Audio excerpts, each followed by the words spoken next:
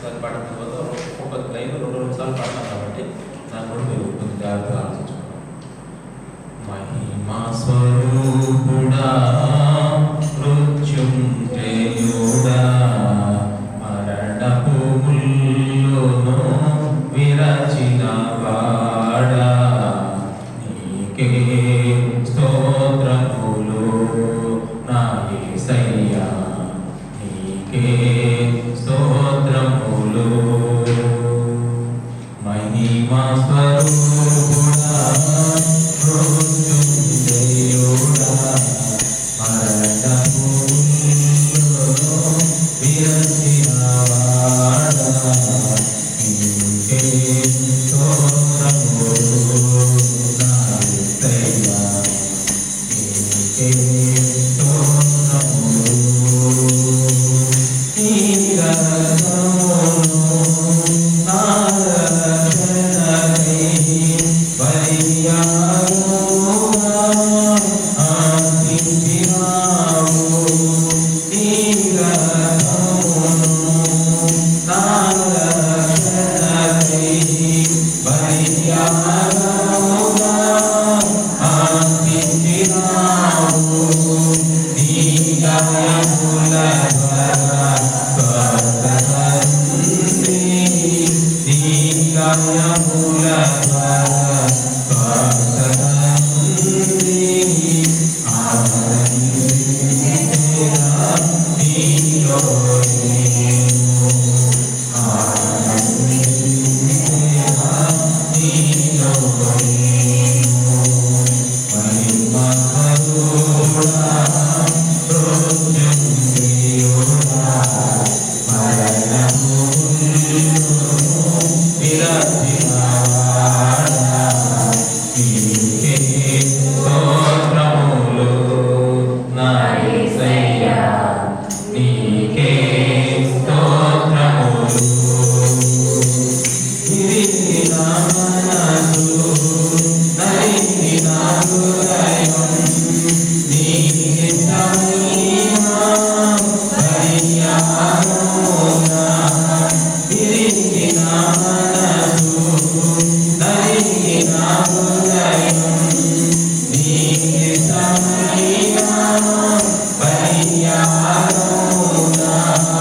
నీకే తిరోనే విరచిన రొట్టెనై. నీకే తిరోనే విరచిన రొట్టెనై. ఆహారమును ఆనేయులకు. ఆహారమును ఆనేయులకు. మహిమా స్వరూపుడా మృత్యుంజయుడా మరణపు ముల్లును విరచిన వాడా నీకే స్తోత్రములు నా యేసయ్యా నీకే స్తోత్రములు. పరిశుద్ధాత్మా పరములో ఉండి పరిపూర్ణమైన యేసుల సంగమే. పరిశుద్ధాత్మా పరములో ఉండి పరిపూర్ణమైన యేసుల సంగమే. నీవు రాగా నీవు కూడా నీవు రాగా నీవు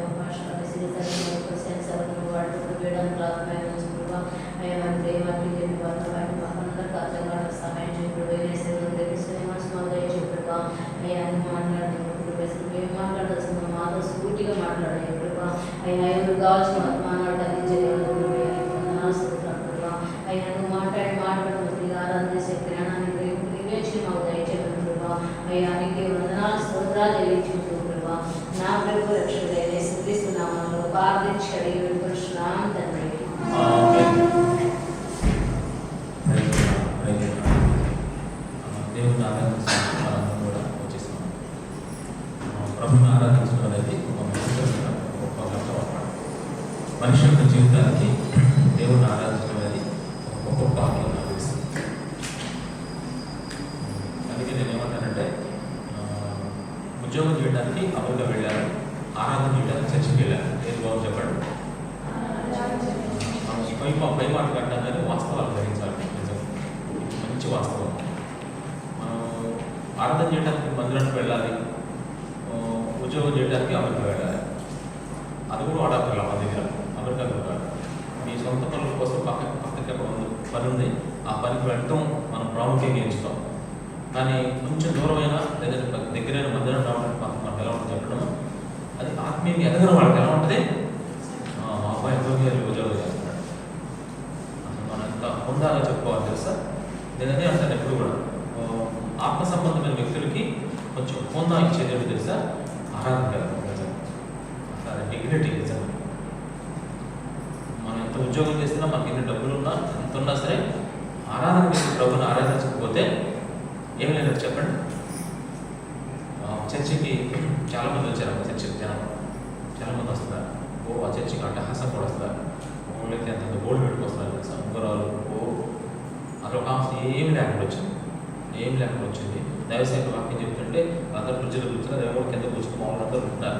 దగ్గర 250 మెంబర్స్ ఉన్నారు, 250 మంది. ఇవన్నీ వేసుకొచ్చారు కదమ్మా, వాళ్ళు మామూలుగా వచ్చి వాక్యం విని వెళ్ళిపోయారు. ఒక్కరు కూడా ఆరాధన. కానీ ఏం పెట్టుకున్నా వచ్చి హృదయం అంతా చించుకొని విరిగిన హృదయంతో ప్రభుని బాగా ఆరాధన చేస్తారు. చూసేవాడికి ఎవరు కనపడతారు చెప్పండి, చూసేవాడికి ఎవరు కనపడతారు. ఆ రకంగా అలంకరణ వేసుకొని వచ్చి కూర్చున్నాడు. ఆడవాళ్ళు మొబైల్ వచ్చారు, కలర్ఫుల్గా వచ్చారు. అసలు రావాలి చర్చికి అంటే అసలు అది చర్చికి రావాలంటే అని ఎవరు అనుకుంటారు, ఎరగని వాళ్ళు అనుకుంటారు. కానీ ప్రభు చూసేది ఎవరు చెప్పండి. అలా అంత ప్రయాసపడి వచ్చారు, కానీ కనీసం ఆరాధన కూడా చేయట్లేదు. అంత ప్రయాసపడి వచ్చారా, కనీసం సరిగ్గా వాక్యం విన్న కూడా ఉంటుంది. చూసారా మరి. అందుకనే మనం ప్రభు దగ్గరికి రావాలి, ఖచ్చితంగా ఆరాధన చేసుకోవాలి.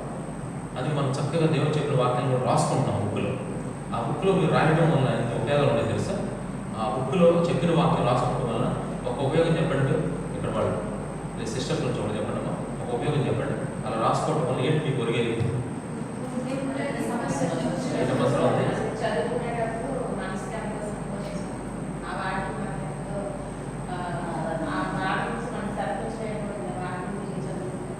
అంటే వింటే సరిపోయింది, రాసుకోవడం ఎందుకు? మళ్ళీ చదువుకున్నారు మరి అట్లా బుక్ రాస్తారు, చదువుకున్నారు. మళ్ళీ తర్వాత మళ్ళీ ఎవరికైనా చెప్పాలన్నా కానీ అది చూసుకోవచ్చు. ఆ బుక్లో రాసుకోవడం ఎంతో మీరు మాధుర్య వాసన చక్క బుక్లో రాసేసి ఇంకా పడేసి బల్బి అట్లా ఉండకూడదు. మనం కొంచెం రోజన్నా కనీసం వారం 2 సార్లు తీయాలి మీ బుక్స్. అవి ఎందుకు తీస్తారు? మీరు మ్యాథ్స్, ఫిజిక్స్, సైన్స్ తీస్తారు, కరెక్టేనా? నిజం చెప్పండి, అవసరం చక్కగా తీయాలి మీకు. మ్యాథ్స్ చదివితే ఏమొస్తుంది? ప్రభు పుస్తకం చదివితే పరలోకం వస్తుంది.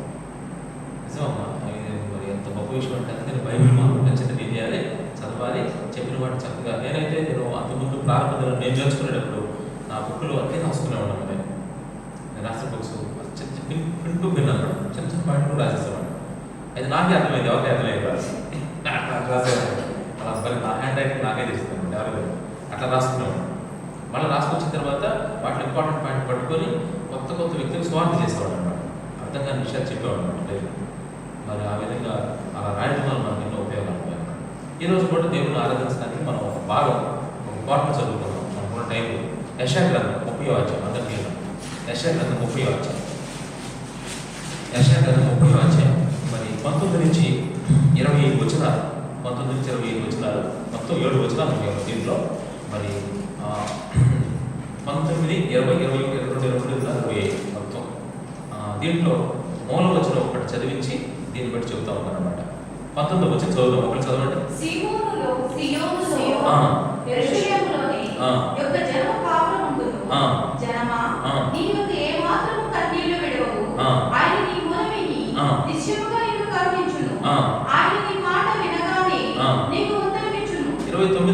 ఇరవై వచ్చిన ఒకటి చదవండి. 20 వచ్చిన ప్రభువు నీకు క్లేశాన పానములు ఇచ్చును. ఇక మీదట నీ బోధకులు దాగి ఉండరు. నీవు కన్నులారా నీ బోధకులను చూచెదవు. 21 ఇంకొకటి చదవండి. మీరు కుడి తట్టు ఎడమ తట్టులను తిరిగినను ఇదే త్రోవ, దీనిలో నడువుడి అని మీ వెనుక నుండి ఒక శబ్దము నీ చెవులకు వినబడును. 22 ఇంకొకటి చెప్పబడిన మీ వెండి ప్రతిమ పప్పును కోట కోసిన మీ బంగారు విగ్రహములను పట్టణకు మీరు అపవిత్రపరచుదురు. హేమదేవుడు వాటిని పారవేయుదురు. హేయులని వాటిని పారవేయుదురు. లేచిపోమని దానితో చెబుదురు. 23 మరొకటి చదవండి. నీవు నీ భూమిలో విత్తుటకు నీ గింజలకు కావలసిన వాన కురిపించును. భూమి రాబడి అయిన ఆహార ద్రవ్యమిచ్చును. అది విస్తార సార రసములు గలదై వినును. ఆదిమున నీ పశువులు విశాలమైన గడ్డి పిల్లలను మేయును. భూమి సేద్యం చేయు ఎటును లేత గాడిదలను చేతతోనూ జల్లెడతోనూ జల్లించి ఉప్పుతో కలిసిన మేత తినను. ఆ తర్వాత 25 వచ్చిన అందరం కలిసి చూద్దాం.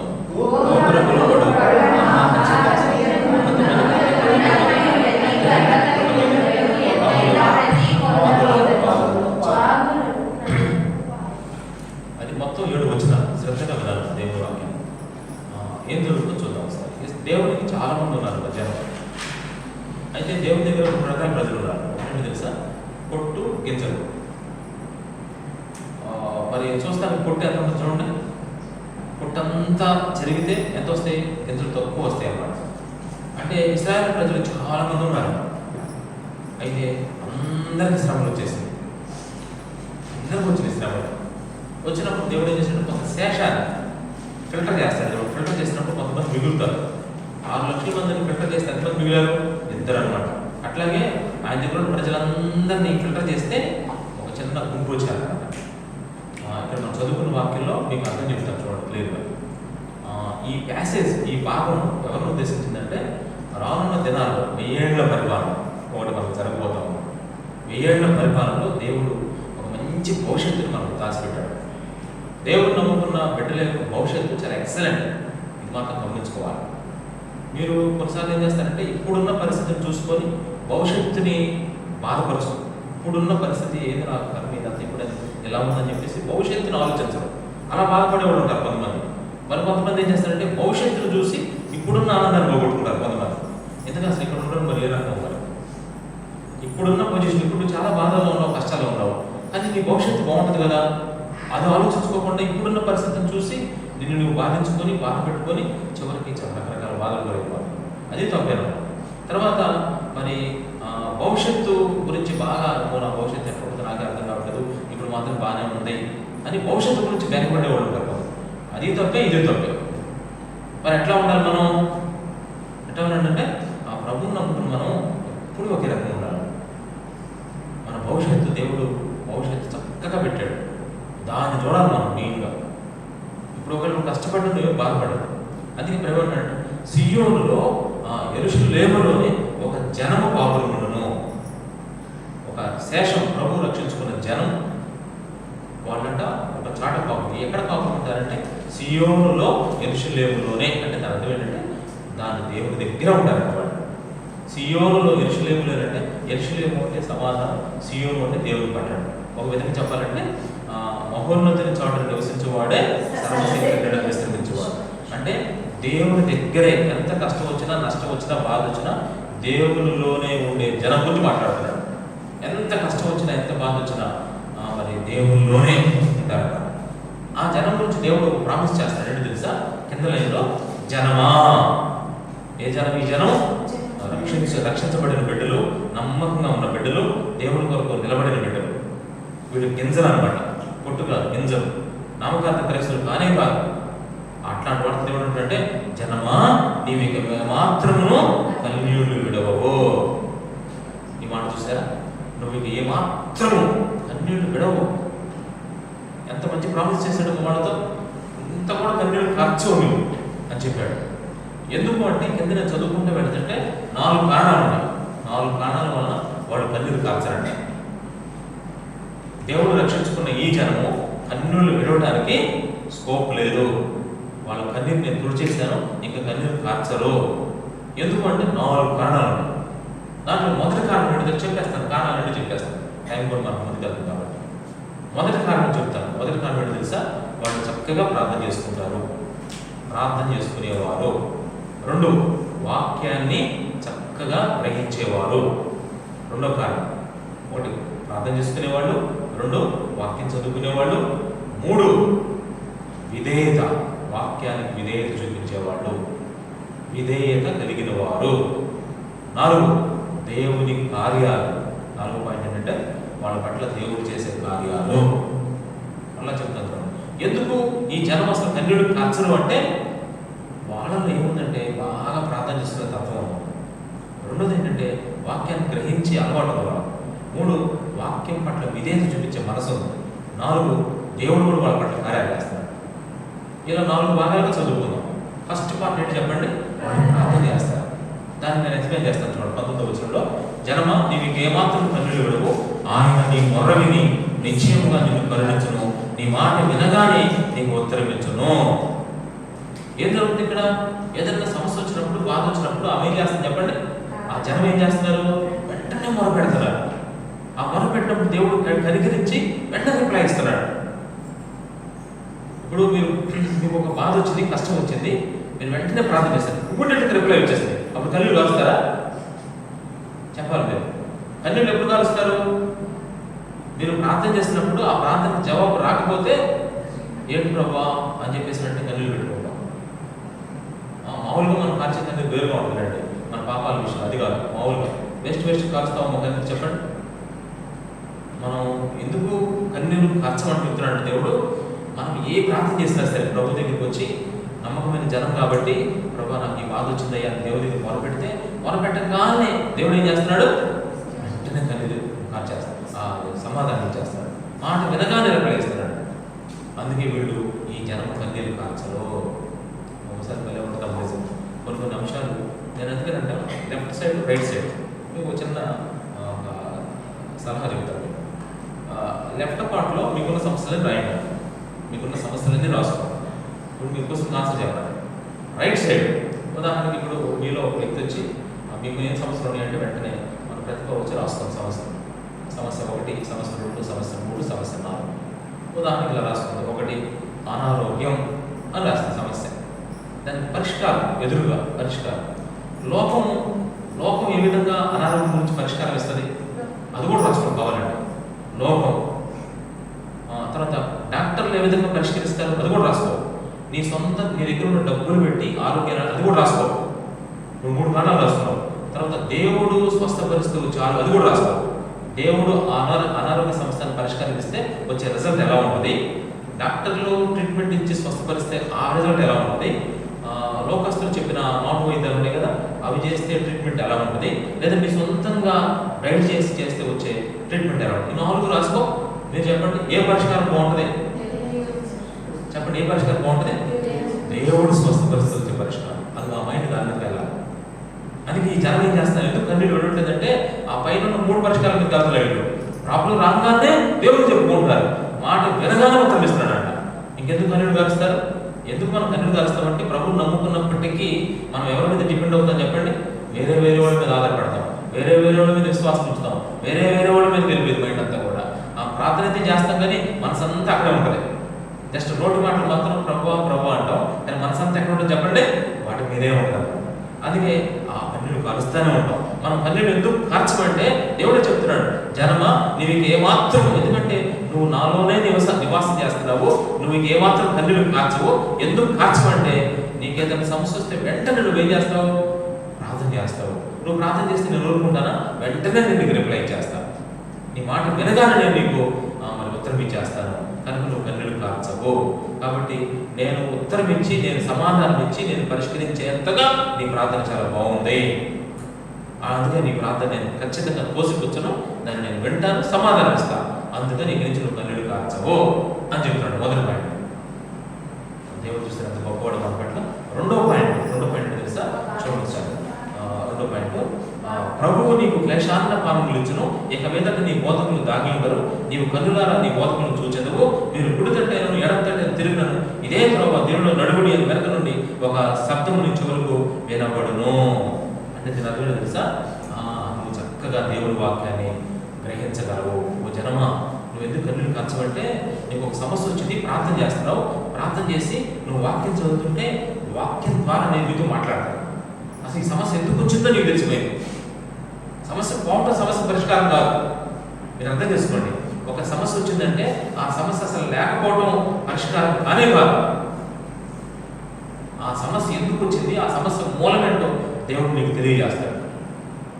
అంటున్నాడు, నువ్వు కుడి తట్టు తిరిగినా ఎడమ తట్టు తిరిగినా ఏం చేస్తాడంటే దేవుడు ఇదే త్రోవ అని దేవుడి స్వరం విని మనసిస్తాడంట నీకు. అంతేకాదు, నీ బోధకులు కూడా దాగి ఉంటారంట. ఎందుకు దాగి ఉంటారంటే నీ బోధకులు నీకు వాక్యం చెప్పాలంటే భయమే కూడదమ్మా. తెలుసా మీకు? ఈరోజు ఒక చిన్న మాట చెప్తాను చూడండి బైబిల్లో. విలాప వాక్యాలు 2వ అధ్యాయం. విలాప వెంటనే చదవండి ఒకడు. విలాప వాక్యాలు 2వ అధ్యాయం. నేను చదవడం మాట చదవండి. 2వ అధ్యాయం 14 2:14. విలాప 2:14. నీ ప్రవక్తలు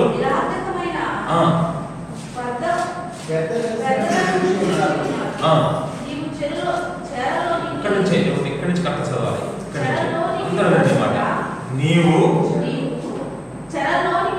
చెరలోనికి పోకుండా తప్పించుటకై వారు నీ దోషమును నీకు వెల్లడి చేయలేదు.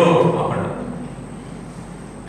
ఈనాటి సేవకులు, ఇప్పుడు వచ్చే సేవకులందరూ ఎలా ఉందంటే ఫ్యాషన్ ఫ్యాక్టరీ లాగా ఉన్నారు. ఫ్యాషన్ ఫ్యాక్టరీ ఏమిటి చెప్తున్నారు చూస్తున్నారు కదా. నిజంగా సేవకులు ఎవరు తెలుసమ్మా? నీ దోషాన్ని నీ ముందే చెప్పాలి. అందరూ నీ దోషాన్ని నీ ముందే చెప్తే నీకు ఎలా ఉంటుంది రియాక్షన్? మొత్తం చర్చకి చెప్పండి. మీ తప్పుల్ని అసలు మామూలుగా ఆత్మావేశంతో దైవ సేవకులు మీ ముందే చెప్తుంటే మీకు ఎలా ఉంటుంది? ఈరోజు అందుకే ఇట్లా అయిపోయింది పరిస్థితి.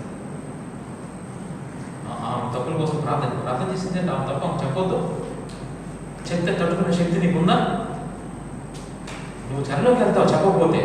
ఆనాడు ప్రవక్తలు చాలా మంది ఉన్నారు. మేకాయా అనే ప్రవక్త రాజుగారు ఉన్నారు. సిద్కియా రాజు కాలంలో దేవుడు చెప్తాడు మీకాయకి, సిద్కియా నా మాట ఇంటి దగ్గర చెప్పి వెళ్ళిపోతాడు. నెప్పుకొచ్చి వచ్చి పట్టుకొని తీసుకుంటాడు. మీకు అతనికి మామూలుగా ఉందని చెప్పి అన్నాడు. వెళ్తే ఈ సిద్కియా రాజు ఏం చేసి తెలుసా? అక్కడున్న ప్రవక్తలంతా సేకరిస్తే ఎంతమంది ప్రవక్తలు చేంజ్ చెప్పారు తెలుసా? అసలు నీకు ఏమి కాదని చెప్తున్నారు, నీకు మంచి జరుగుతుందని చెప్తున్నాడు, నేను ఆశీర్వదిస్తాడు దేవుడు చెప్తున్నాడు. ఇంక వీళ్ళకి ఎవరు లేరంటే మేకాయా వస్తాడు. వచ్చి ఏం చెప్తాడు తెలుసా? నువ్వు అసలు రావని చెప్తాడంటే నీకు కీడు జరగబోతుందని చెప్తాడు. చెప్తే మేకాయన ఏం చేస్తాడు చెప్పండి? వెంటనే చెప్పును కొట్టి ఏం చేస్తాడు? తీసుకెళ్ళి లోపల వేసేస్తాడు. ఆ మాట ఇంటి చెరలోకి వెళ్ళేవాడా? వెళ్ళలేదు. చెరలోకి వెళ్ళిపోయాడు బాగా మామూలుగా.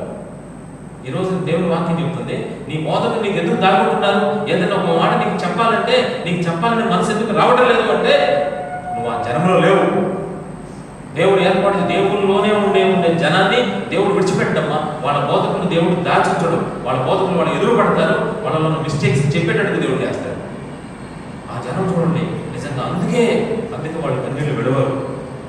వాళ్ళు ఎంత బాధ వచ్చినా, ఎంత కష్టం వచ్చినా, ఆ కష్టం ఎందుకు వస్తుంది, ఆ కష్టం గురించి ప్రార్థన చేసి ప్రభు వాక్యాన్ని, ఆ వాక్యం అర్థమైపోయింది వాళ్ళకి లేదు.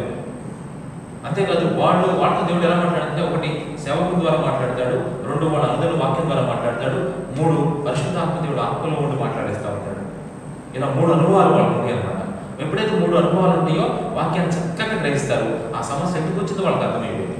అందుకని సొంతంగా ఆలోచించుకొని సమస్య నేనుగా ఆలోచించుకొని ఇట్ట అని ఆలోచించుకుంటే చాలా పొరపాటే. నాకు వచ్చిన సమస్య ఎలా ఆలోచించాలి? ఒకటి వాక్యం ద్వారా, 2 ఆత్మ నింపు ద్వారా, 3 సేవకులు చెప్పే వాక్యం ద్వారా. మరి సేవకులు చెప్పే వాక్యం ఎలా ఉంటుందంటే నిన్ను చొచ్చగొట్టేటట్టుగా ఉంటుంది, నీకు మేలు చేసేటట్టుగా, నిన్ను ఆస్వాదించేటట్టుగా ఉంటుంది. ఎందుకంటే అలా చెప్పకపోతే నువ్వు వింటలేదు. అందుకని సేవకులు కూడా ఏమైపోయారు చెప్పండి? ఏమైపోయారు ఈరోజు? అమ్ముడు పోయారు. అందుకే సహవాసాలను చూస్తే ఎలా ఉందో పరిస్థితి, ఇది కొంచెం మారాల్సిన పరిస్థితి ఉంటుంది. అందుకే నేను మీతో చెబుతున్నాను, మిమ్మల్ని నడిపించే సేవకులు ఎలా ఉండాలని కోరుకోవాలంటే నిర్మోహమాటంగా చక్కగా ప్రార్థన చేసుకుని ఉన్నట్టు మాకు చెప్పేవాడు కావాలి. ఇలా ప్రార్థన చేస్తే దేవుడు వాడుకుంటాడు మాకు ఖచ్చితంగా. అమ్మో ఈ మాట శని చెబితే శని నా మీద రియాక్ట్ బాబు నాకెందుకు వచ్చింది, శని ప్రార్థన చేద్దాం. అమ్మ ఈ మాట ప్రతిభకు చెప్తాను నెక్స్ట్ అంటే అప్పుడప్పుడు వస్తుంది, మధ్య రాదే వస్తుంది, భయమేసి అమ్మో ఎందుకు రాదు. ఆమె కూడా ఏమనుకుంటుందంటే వచ్చిన కాడ నుంచి బాబు అది సరి చేసుకో, ఇది సరి చేసుకుంటే ఎన్ని ఆడబడతావు అర్థం అసలు ఏముంటుంది అంత ఆశీర్వాదకో అనుకుంటారు చాలా. అలా ఉంటే ఎట్లా అమ్మా చెప్పండి? ఇంకెప్పుడు తెలుసుకుంటాం మనం? మన తప్పులు మనకు తెలియదా? అది దేవుడు తెలియదు. ఒక్కోసారి నీ తప్పులు నీకు తెలియకపోవచ్చు, కానీ నువ్వు ప్రార్థన చేసుకుని వస్తే దేవుని సేవకు వెల్లడిస్తాడు. ఎందుకంటే నువ్వు ఏమాత్రం అది కాన్సెప్ట్ ఏంటంటే నువ్వు కన్నీళ్ళు విడవకూడదు. నువ్వు కన్నీళ్ళు విడవకుండా ఉండాలి అంటే ఈ వాక్యం నీలో పనిచేయాలి. రెండవది, ఒకటి ప్రార్థన బాగా చేసుకుంటారు వాళ్ళు, 2 వాక్యాన్ని చక్కగా గ్రహిస్తున్నారు. మూడో పాయింట్ ఏంటి తెలుసా? విధేయత. వాళ్ళు ఏం చేస్తున్నారు తెలుసా వాక్యాన్ని మీద? ఆ పాయింట్ చూడడం 22వ వచనం, చక్కబడిన మీ వెండి చూడడానికి వచ్చారు కానీ స్మార్ట్గా చేస్తాం పాపం. అట్లాంటి బంగారు విగ్రహాలు మనలో ఉంటాయంట. అది పైకి కూడా ఎలా ఉందంటే చెప్పాలంటే పైకి బలి కనపడతాం అండ్ లోపల పైకి మా స్మార్ట్గా చాలా హైటెక్ కనపడతాం, కానీ లోపలంతా ఎలా ఉంటుంది? చాలా భయంకరంతో చేస్తాం. అవే పోత పోసుకుంటాం మనమే. అయితే ఈ జనం ఏం చేస్తారు తెలుసా? ఈ రెండింటిని వాటికి బట్టలు కూడా తొలిగారంట. అంటే చక్కగా ఉండటం కోసం మేకప్ వేశారు, వేషధారణ, ఇంకా చెప్పాలంటే వ్యభిచారం, ఇట్లాంటి పాపాలు ఆలోచనలు చేశారు. యాక్షన్ చేయడం, పోత కోసం బంగారం అంటే నటించడం, అదేమో కావాలని తప్పని తెలిసినా చేయడం. వెండి ప్రతిమలు అంటేనేమో కావాలని తప్పు, ఇది తప్పు, అలాంటి నువ్వు రక్షించబడ్డావు, తప్పు అని తెలిసిన పని చేస్తావు. ఒకటి. రెండోది ఏంటో తెలుసా? రెండోది పోత పోసిన వెండి, పోత పోసిన బంగారు విగ్రహాలు అంటే ఏంటంటే వాటికి తొలగిన బట్టలు. దేనికి సాదృశ్యం అంటే చెప్పాను కదా మీకు, ఏంటి చక్కగా ఉంటావు నువ్వు దేవుళ్ళు, కానీ కొన్ని తప్పులు చేస్తావు. అది దేవుడికే తెలుస్తుంది అమ్మ, నీకు తెలియదు. అవంట వీళ్ళు ఏం చేస్తారు, నీ జనం నెక్స్ట్ ఇక్కడి నుంచి మీరు వెళ్ళిపోండి అని చెప్పేసి బయటికి పంపించేశారంట, వాళ్ళని తీసేశారంట. దీన్ని విధేయత అంటారు. విధేయత నిజమమ్మా. ఎప్పుడైతే మనం ఏదైతే నీ దేహాన్ని చనిపోయేదాన్ని నువ్వు ఎట్టి పరిస్థితి నీ హృదయంలో పెట్టుకోకూడదు అసలు. అది నేను ఎంత పొంగలు పెట్టిందో తెలుసా? అది వెంటనే ఇమీడియట్గా చెప్పాలి. ఈ జనం చెప్తారంట వచ్చి వెళ్ళో ఇక్కడి నుంచి అంటారంట. అందుకే దేవుడు అంటాడు, జనమా నీవు ఏ మాత్రమును అన్యులు కాచవు, అన్యులు విడవు. ఎందుకంటే నీలో నేనేం చూస్తున్నానంటే మొరపెట్టే తనం చూస్తున్నా, 2 వాక్యాన్ని గ్రహించే తత్వం చూస్తున్నా, నా స్వరాన్ని వింటున్నావు కదా అదే చూస్తున్నా. మూడోది తెలుసా? నీ విధేయత మామూలు విధేయత. అసలు నీలో ఉన్న పాపాలను ఎంత గద్దిస్తున్నావు, ఎంత అవ్వలేదు ఇక్కడి నుంచి. ఎవరితో చెప్తున్నారు ఈ మాట? తన హృదయంలో ఉన్న పాపంతో చెప్పుకుంటున్నావు. ఎలా ఎక్కడి నుంచే నువ్వు నీ వల్ల నేను ఎంత కష్టపడుతున్నానో తెలుసా? నీ వల్ల నేను ప్రార్థన చేసుకోలేకపోతున్నా, నీ వల్ల నేను ఆత్మీకి ఎదగలేకపోతున్నా, అసలు నీ వల్ల నేను కృషించిపోతున్నా, ఎప్పుడు ఏడుస్తున్నా. వెళ్తావలేదు ఎక్కడి నుంచి, నాతో నేనే మాట్లాడుకున్నా, నాలో ఉన్న వాటితో నేనే మాట్లాడుకున్నా అని వెంటనే తీసి వాటిని పడేసి తరుపు పడుతున్న వాడు. దాన్ని విధేయత అంటారు. ఇక నేను కన్నీళ్ళు కార్చనమ్మా. 3 పాయింట్లు. ఇప్పుడు అట్లాంటి వ్యక్తుల పట్ల దేవుడు ఎటువంటి కార్యాలు చేస్తాడు చూడండి. తర్వాత 24 దేవుని కార్యాలు. 23 నీవు నీ భూమిలో విత్తుటకు నీ గింజలకు కావాల్సిన వాన గురించి దేవుడు స్టార్ట్ చేశాడు. ఎప్పుడైతే నీకు ప్రార్థన ఉంది, వాక్యం ఉంది, తర్వాత విధేయత, ఇక దేవుడు నీ పట్ల కార్యాలు చేస్తాడు. నీకు కన్నీళ్ళు విడవదు. ఏం కార్యాలు చేస్తాడు? నీ భూమిలో చూసారా విత్తుటకు నీ గింజలకు కావాల్సిన వారు. అంటే దీని అర్థం ఏంటి తెలుసా? నీ భూమిలో అంటే అర్థం ఏంటంటే ఇక్కడ ఆత్మ సంబంధం అర్థం చెప్తున్నాను. నీ హృదయంలో దేవుడు ఆల్రెడీ కొన్ని విత్తాడు, కొన్ని ఆల్రెడీ ఇచ్చాడు గింజలు. ఏంటి ఆ గింజలు అనుకుంటారు? ఇక్కడ గింజలు అంటే తెలుసా? నువ్వు వాక్యం చదువుతున్నప్పుడు దేవుడు నీకు ఎన్ని వాగ్దానాలు ఇచ్చాడు? ఎన్ని వాగ్దానాలు ఇచ్చాడు నీకు? ఇప్పుడు భూమిలో ఒక విత్తనం విత్తినప్పుడు ఆ విత్తనం మొలవాలంటే ఏం జరగాలి చెప్పండి? ఆ విత్తనం మొలవాలంటే ఏం జరగాలి? పైనుంచి వర్షం రావుతామో, వర్షం వస్తేనే గింజలు మొలకెత్తాయి. ఇప్పుడు దేవుడు అనేక వాగ్దానాలు నీకు ఇచ్చాడు గింజలు. అవి విత్తాలి, అవి ఫలించాలి, అవి నెరవేరాలి అంటే దేవుడు అంటాడు పరిశుద్ధాత్మ ప్రవాహం అంటే పరలోకం నుంచి నీకు ఏం చేస్తాను తెలుసా? పరిశుద్ధాత్మ నీ జీవితంలో పంపిస్తాను. ఆ పరిశుద్ధాత్మ దేవుడు వచ్చి ఆ గింజలకు కావలసిన వాన అంటే నీకు ఇచ్చిన వాగ్దానాలు నెరవేరడానికి అంటే నువ్వు ఫలించడానికి పరిశుద్ధాత్మ శక్తిని నీకు అనుగ్రహిస్తాను అని చెప్తున్నాడు దేవుడు. నీ గింజలకు కావలసిన వాన ఎవరు పుట్టిస్తారు? ఆయన పుట్టించను. అర్థమైందా? మీకు గింజలకు కావాల్సిన వాన అంటే మీ జీవితంలో మీ హృదయంలో విత్తబడిన వాగ్దానాలు ఉన్నాయి కదమ్మా, మీ హృదయంలో భద్రత చేస్తున్నారు. అవి ఫలించాలంటే, అవి నెరవేరాలంటే ఎలా నెరవేరుతాయి? శక్తి చేతనను బలం చేతనను కాదు కానీ ఆత్మ చేతనే, ఆత్మ సంబంధమైన వర్షాన్ని మీకు కురిపిస్తాడు దేవుడు చేసే గొప్ప కార్యం. అంటే ఒక మాట చెప్పాలంటే ఆత్మ చేత నేను మీకు ఇచ్చిన వాక్యాలన్నీ కూడా నెరవేరుస్తాను. వాగ్దానాలు నెరవేరుతుంటే నువ్వు కళ్ళు పెట్టుకుంటావా? చెప్పండి, వాగ్దానాలు నెరవేరుతావు. నీకు ఇచ్చిన వాగ్దానం దేవుడు నెరవేరుస్తూ ఉన్నాడు. అప్పుడు నీకు ఎలా ఉంటుంది? ఇప్పుడు ఉదాహరణకు మీకు ఇచ్చిన వాగ్దానం భయపడకు నేను నీకు సహాయం చేశాను చెప్పాడు. భయపడకుండా నీకు సహాయం చేస్తా ఉన్నాడు. అప్పుడు నీకు నవ్వు ఉంటుందా, ఏడుకుంటుందా? అదే సంతోషిస్తుంది తెలుసా? అదే గింజలకు కావాల్సిన వారు పుట్టిస్తాను అన్నాడు. అంతేకాదు దాని కిందే ఉన్నాడు తెలుసా? భూమి రాబడి అయిన ఆహార ద్రవ్యం ఇచ్చును. అంటే నీ హృదయంలో ఇన్కమ్ ఉంటుందంట బాగా. అంటే నువ్వు భలే ఫలిస్తూ ఉంటామా? నీ ఆత్మ కావాల్సిన, నీ హృదయానికి కావాల్సినవన్నీ దేవుడు సమృద్ధిగా ఇస్తాడంట. ఆహారం ద్రవ్యం అంటే నీ హృదయం సంతుష్టిగా ఉండటానికి కావాల్సిన పోషణ అంతా ఆయన ఇస్తాడంట. పొలం పంటేస్తే ఆ రైతుకి ఆదాయం వచ్చినట్టుగా నీ హృదయానికి, నీ జీవితానికి కావాల్సినవన్నీ దేవుడు, నీ భక్తికి కావాల్సినవన్నీ ఇస్తాడంట దేవుడు. అంతేకాదు, అంత కాకుండా అది విస్తార సార రసములు గలదైను. అదేంటంటే తెలుసా? ఆత్మ ఫలాలు. నీ హృదయంలో ఆత్మ ఫలాలు, రాబడి అయిన ఆహార ద్రవ్యాలంటే ఆత్మ ఫలాలు అంటారు. నీ జీవితంలో ఆత్మ ఫలాలు వస్తూ ఉన్నప్పుడు అవి ఆత్మ ఫలాలు ఎలా ఉంటుంది తెలుసా? అవి విస్తార సార రసములు. ఒక మామిడికాయ ఉంది, బాగా రసంకాయ, దాన్ని బాగా పిండండి ఏమొస్తుంది? ఏ రసం వస్తుంది? మామిడికాయ రసమే కదా. ఇప్పుడు చూడండి, ప్రేమ అనే ఒక పండు, దాన్ని పిండండి ఏమొస్తుంది? ఏ రసం వస్తుంది? ద్వేషం వస్తుంది కదా. ప్రేమ అనే రసం. ఇప్పుడు చెప్పండి, మామిడికాయ రసం పిండితే అది సారంగా ఉంటుందా? ప్రేమ అనే పండును పిండితే వచ్చేసి రసం. ప్రేమ అనే రసం సారంగా ఉంటుందా? మామిడి పండు రసం సారంగా ఉంటుందా? మనిషి శరీరానికేమో మామిడి పండు రసం సారమిస్తే మానవుని హృదయానికి ఏది సారమిస్తే చెప్పండి? ప్రేమ అనే రసం. అట్లా అది విస్తార రసం. అంటే అర్థం ఏంటంటే ఆ భూమి నిజంగా గింజలకు కావాల్సిన నీ హృదయం పండుతూ ఉంటుంది. కొరటం పండుతుంది కాదమ్మా, నీ హృదయం పండుతుందట. నీ హృదయం పండినప్పుడు ఆ హృదయంలో నుంచి ఎన్ని ఫలాలు వస్తాయో తెలుసా? ఆ ప్రేమ అది ఎంత విస్తారమైందంటే అసలు ప్రేమ నీకుంటే నీ ఇంట్లో వాళ్ళని, పక్కన వాళ్ళందరూ ఎంత ఆగిపోయింది తెలుసా? అది ఎంత నిజంగా ఎంత మంచి రసం తెలుసా? సారం ఉంటుంది. అది విస్తారంగా వెళ్ళిపోయింది అన్నమాట. అది ఎంతమందిగానే వచ్చారు. నువ్వు నీ ప్రేమ అనే ఒక సారవంతమైన రసం నీలో ఉంటున్నప్పుడు నీకు నిజంగా కన్నీళ్ళు ఉంటాయమ్మా. అసలు ఇంట్లో అందరూ మంచి ప్రేమ ఎలా ఉంటుంది? ఇల్లు మామూలు విషయం కాదు. ప్రేమను బట్టి పెద్ద ఏడుకోవాలి.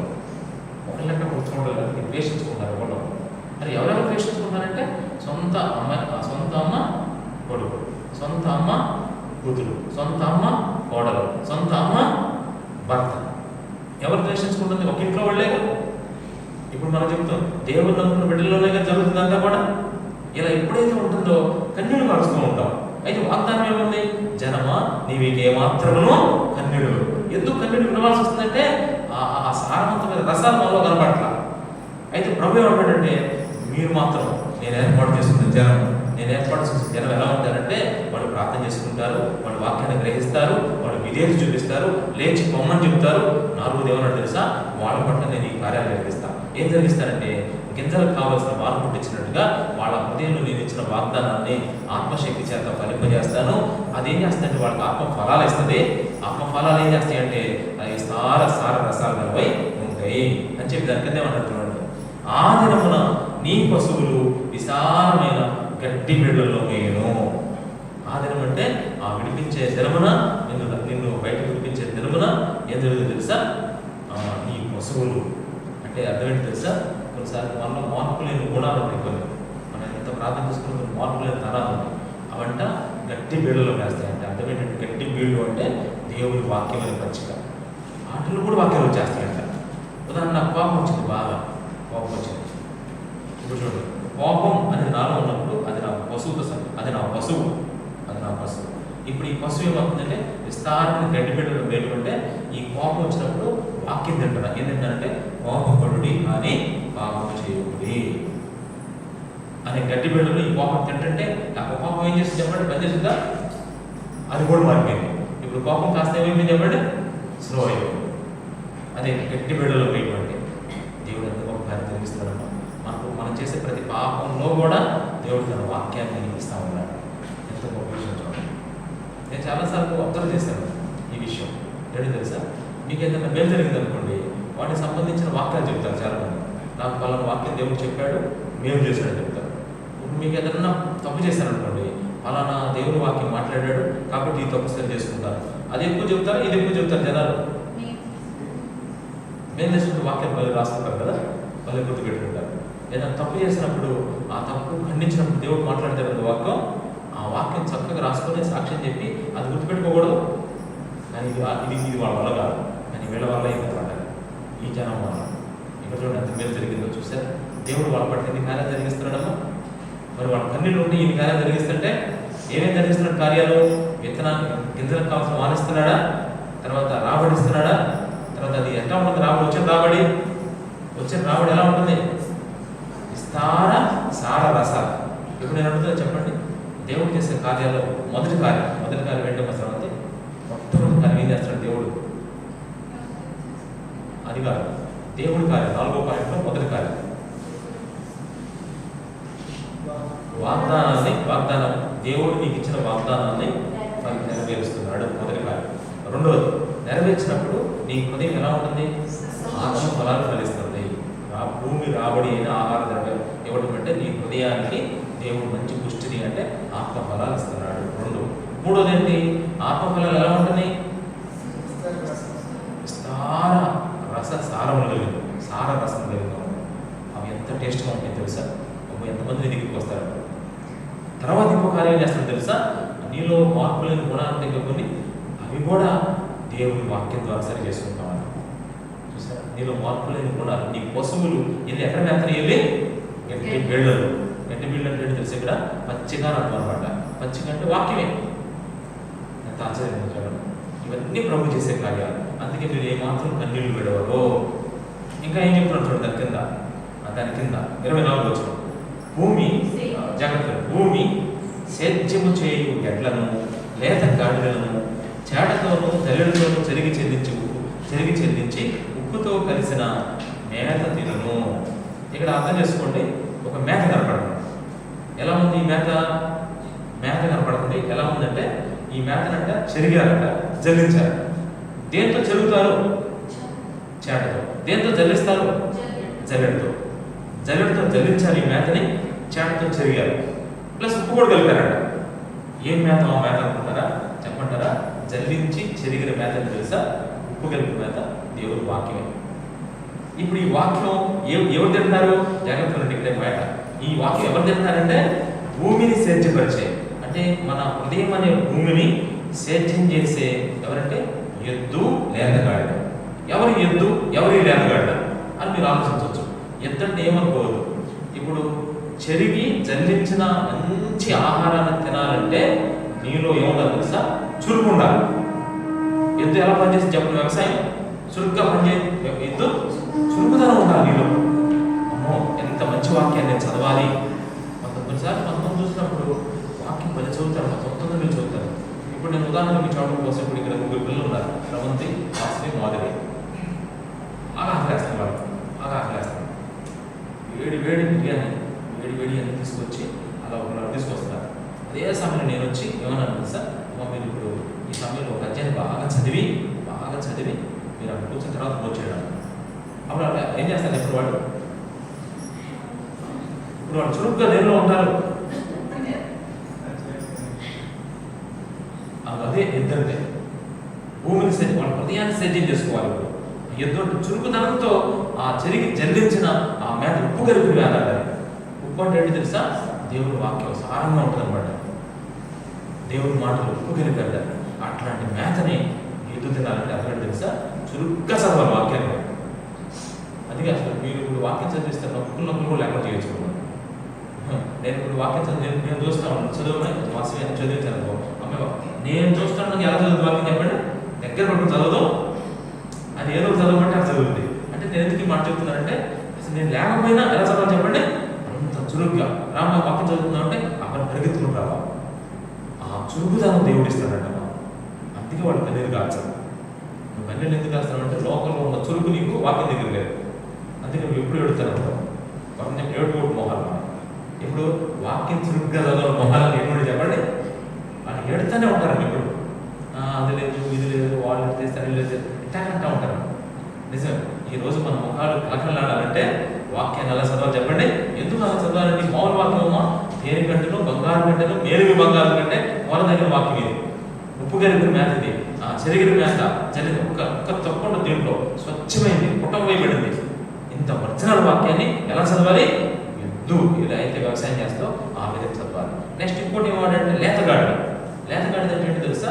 లేతగాడిద అంటే కొన్నిసార్లు వాక్యం చదివేటప్పుడు మనకు అమాయకత్వం అజ్ఞానం ఉంది మనలో. వాక్యం మనకు అర్థం కాదు. వాక్యం అయినా దేవుడు కార్యం చదివిస్తాడు. నీకు అర్థం కాకపోయినా అర్థమయ్యేటట్టుగా దేవుడు దాన్ని చదివిస్తాడు. అంత గొప్ప వాక్యాన్ని కూడా నాలో ఉన్న అజ్ఞానం కూడా ఇచ్చేది దేవుడు. అజ్ఞానం కూడా సహాయం చేస్తాడు. ఇప్పుడు చురుకుతనం ఈ లేతగాడి దేనికి సాధిస్తామంటే బద్ధకం. చురుగ్గా వాక్యాన్ని చదవాలి, ప్లస్ బద్ధకం ఉందనుకోండి దాన్ని కూడా మార్చేస్తాడు దేవుడు. అసలు లేతగాడిద మ్యాథ్ ఏంటి? లేతగాడిద మ్యాథ్ ఏంటి అంటే దీని అర్థం ఏంటి తెలుసా? లేతగాడిదలు మ్యాథ్ అంటే ఎంత అద్భుతం ఉందండి ఇక్కడ. నిజంగా అసలు ఇంట్రెస్ట్ లేదు, ఎప్పుడు చదువు అట్లా కూడా దేవుడు కార్యం జరిగించిన తర్వాత ఏం చేస్తారో వాక్యం చదువుకుంటారు. ప్రభు చేసే కార్యం ఎలా ఉండదో అందుకే వాడు ఏమాత్రం కన్నీళ్లు విడవరు. ఆ తర్వాత ఏం జరుగుతుంది చూడండి ఒకసారి. 25 వచ్చిన గోపురములు పడు మహా హత్యదినమున. గోపురములు పడు ఇక్కడ మహా హత్యదినం అంటే ఏమో తెలుసా? దేవుడు మన శత్రువులతో పోరాడే రోజు అనమాట. దేవుడు మన శత్రువులతో పోరాడతాడు, అతన్ని మహా హత్యదినము. ఆ సమయంలో శత్రువులందరినీ ఏం చేస్తాడంటే సర్వనాశనం చేస్తాడు.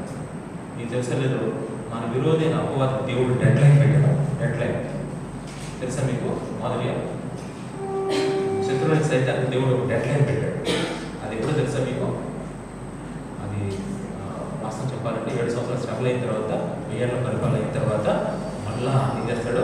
సైతాన్ని బయటకు తెచ్చి డెడ్ లైన్ చివరికి ఏమైపోతాడు? సైతాన్ అగ్ని కొండల్లో వెళ్తాడు. ఆ డెడ్ లైన్ అప్పుడు 1000 ఏళ్ల పరిపాలన తర్వాత పెద్ద యుద్ధం జరుగుతుంది. దాన్ని హర్ముగి యుద్ధం చెప్తాం. ఆ యుద్ధంలో వాళ్ళు నాశనం చేస్తారు. అంటే ఒక మాట చెప్పాలంటే నీ ఎదుట నీ శత్రువులు లేకుండా చేసేస్తాడు. అప్పుడు నీ పరిస్థితి ఎలా ఉంటుందంటే కింద లైన్ చూడండి ఎలా ఉంటుంది. ఉన్నతమైన ప్రతి పర్వతం మీదను, ఎత్తైన ప్రతి కొండ మీదను వాగులను నదులను వారును. అంటే దాని అర్థం నీ జీవితంలో సంతోషము సమాధానము ఇవి ఎలా ఉంటాయి అంటే ఏరులే బాగా ఉంటాయి. చెప్పనాశక్తి మహిమాయుతమైన సంతోషం ఎంత గొప్ప ఆనందం నీలో ఇస్తాడు దేవుడు. నీ శత్రువు నీ ఎదురు నుంచి వెళ్ళకుండా ఖచ్చితంగా. ఇంత తాగుతున్నాను ఇన్ని కార్యాలు దేవుడు 14 వచ్చిన నుంచి కార్యాలు వచ్చేస్తుంది. 23 నుంచి కార్యాలు. ఏమేమి కార్యాలు చేసి చెప్తున్నాం? ఒకటి సింపుల్గా చెప్తాను. ఒకటి చెప్పండి అమ్మా. ఒకటి ఏంటి అంటే నీకు ఇలా చూసుకోండి, ఆత్మీయంగా మీకు వాగ్దానాన్ని నెరవేరుస్తాడు. రెండు ఆత్మ ఫలాన్ని ఇస్తాడు. 3 అవి అనేక మందికి ఉపయోగపడేట్టుగా చేస్తాడు. 4 నీలో మారని స్వభావాలు కూడా మారిపోతాయి. 5 లేదు. మీరు వాక్యాన్ని ఎలా చదువుతారు చెప్పండి? మీరు అజ్ఞానంగా చదవరు, జ్ఞానంగా చదువుతారు, ప్లస్ చురుగ్గా చదువుతారు వాక్యాన్ని. ఇది దేవుడు, మీరు జ్ఞానయుక్తంగా చురుగ్గా వాక్యం చదవటం దేవుడు చేసిన కార్యం కాదంటారా? ఒకసారి చాలా మంది అర్థం కాదు కొంచెం. అసలు ఎంతమంది ఒకసారి అనుకుంటారు మిలియన్ సంఖ్య ఎలా అనుకుంటాం ఒకసారి. వాళ్ళు చెప్పే సాక్ష్యం అంటే ఆ దేవుడు నాకు మంచి జాబ్ ఇచ్చాడు అంటారు. నేను మామూలుగా రియాక్ట్ అవుతాను ఆ విషయాన్ని. దేవుడు నాకు జాబ్ ఇచ్చాడు, దేవుడు నాకు మ్యారేజ్ చేశాడు, దేవుడు నాకు పిల్లలు ఇచ్చాడు. ఈ మాటలు ఎలా ఉన్నాయి? నేను భలే ప్రార్థన చేసుకుంటున్నాను, ఆ వాక్యం భలే అర్థం అవుతుంది నాకు, నేను చక్కగా చర్చికి వెళ్తున్నాను. ఎలా ఉంది చెప్పండి? దేవుడు చేసే కార్యాలు ఇవ్వమ్మా ఇవ్వాలి. మీరు ఏమనుకుంటారు? అయ్యి అనుకుంటారు. ఏమనుకుంటారు మీరు? కార్యాలు అంటే నాకు జాబ్ ఇచ్చాడు, నాకు పెళ్ళి అయింది, నాకు పెళ్లి చేశాడు, తర్వాత నాకు పిల్లలు ఇచ్చాడు. ఈ దేవుని కార్యాలు అనుకుంటారు. దేవుడు చేయకుండా లోపల వేరేవాడు చేయట్లా కార్యాలు చెప్పండి. యేసు ప్రభు లేకుండా పెళ్లి చేసుకోవట్లా, యేసు ప్రభు లేకుండా ఉద్యోగాలు రావట్లా, యేసు ప్రభు లేకుండా పిల్లలు పట్టట్లా లేదా? మళ్ళీ వీళ్ళు కూడా వచ్చి దేవుడి దగ్గర వచ్చి వీళ్ళు కూడా అయ్యే కార్యాలు చెప్తున్నారు. వచ్చి జాబ్ వచ్చింది, అయ్యో ఈ చెప్పండి, ఏ చెప్పాలి, ఇలా చెప్పాలి. ఆ ప్రభుని నమ్ముకుంటే దేవుడు నాకు ప్రామిస్ చేశాడు, అవన్నీ యేసయ్య నెరవేర్చాడు. 1, 2 నా హృదయం పండింది, ఆత్మఫలాలు, ప్రేమ అనే రసం, దీర్ఘశాంతం, ఆశా నిగ్రహం, సాత్వికమైన రసాలు నాలో పొల్లుతున్నాయి. అవి ఎంతమందికి ఉపయోగపడేది తెలుసా? నా జీవితాన్ని మార్చేశాడు. నాలో మారిన పశువులు ఉన్నాయి, ఆ పశువులన్నీ ఏమైపోయినాయి తెలుసా? గట్టి బేడలన్నీ మార్పు వచ్చేసింది. పశువు కూడా ఇంతకుముందు రైజ్ అయిపోయింది, ముక్క మీద 3 తట్లు, ఇప్పుడు ఏ తట్ట కనపట్ల.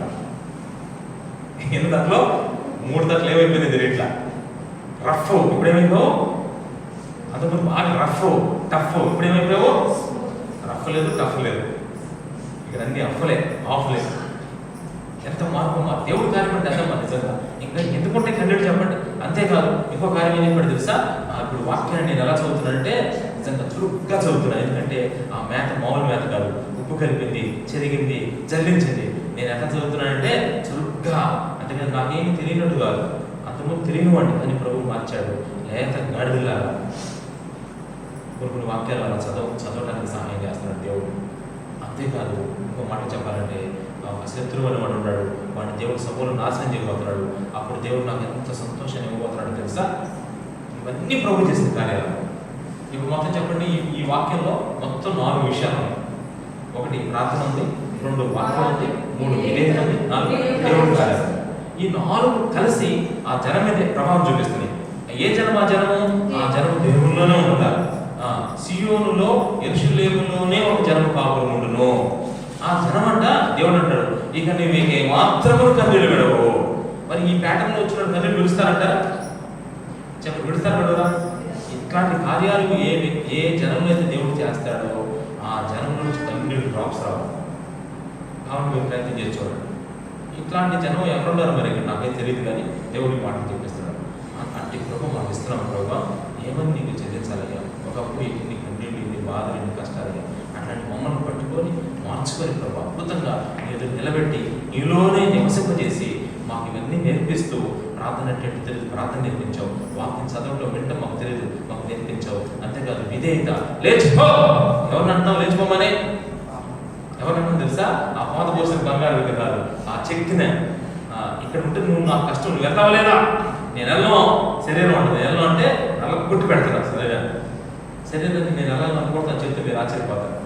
నా పర్సనల్ విషయం. శరీరం భలే పని చేస్తుంది మనలో, నిజంగా మామూలు విషయం కాదు. దీన్ని ఏ విధంగా కంట్రోల్ చేయాలో దేవుడు నేర్పిస్తూ ఉన్నాడు. ఈ మధ్య ఎక్కువగా ప్రార్థన జరుగుతున్నాలో ఏంటో తెలుసా? ఒక బాగా ప్రార్థన ఏంటంటే, ప్రభువా నీకు ఇష్టం లేనిది, నీకు అసహ్యమైంది, నాకు బాగా ఇరిటేషన్ ఉండాలి లోపల, నాకు ఇరిటేషన్ కలగజేయాలి బాగా, అసలు చూడంగా నాకు కంపరం పుట్టించాలి. అది ఎంత మంచిదమ్మా తెలుసా? ప్రేమను నేను బాగా ప్రేమించాలి. ద్వేషం వస్తే నాలో అసలు తీసేసుకోవాలి ప్రభువా, నాలో ఉండకూడదయ్యా. అది చూడంగానే నాకు కంపరం వెళ్తా.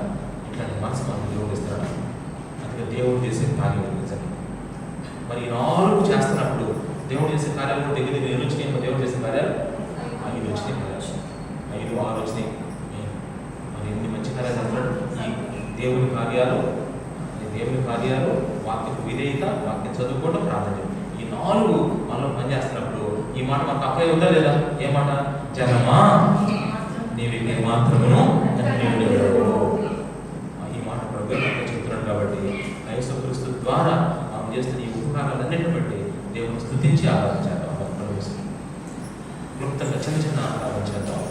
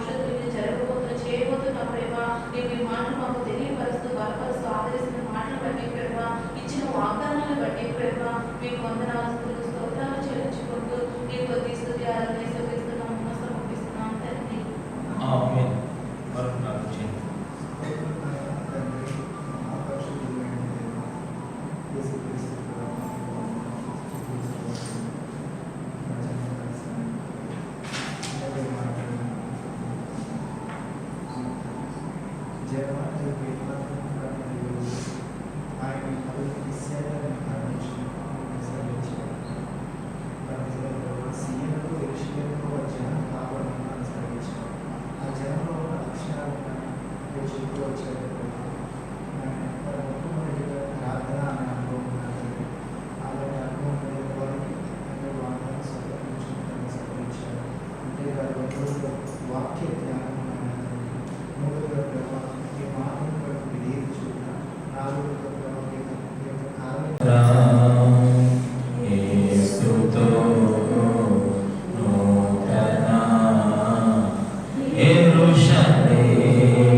Yatra.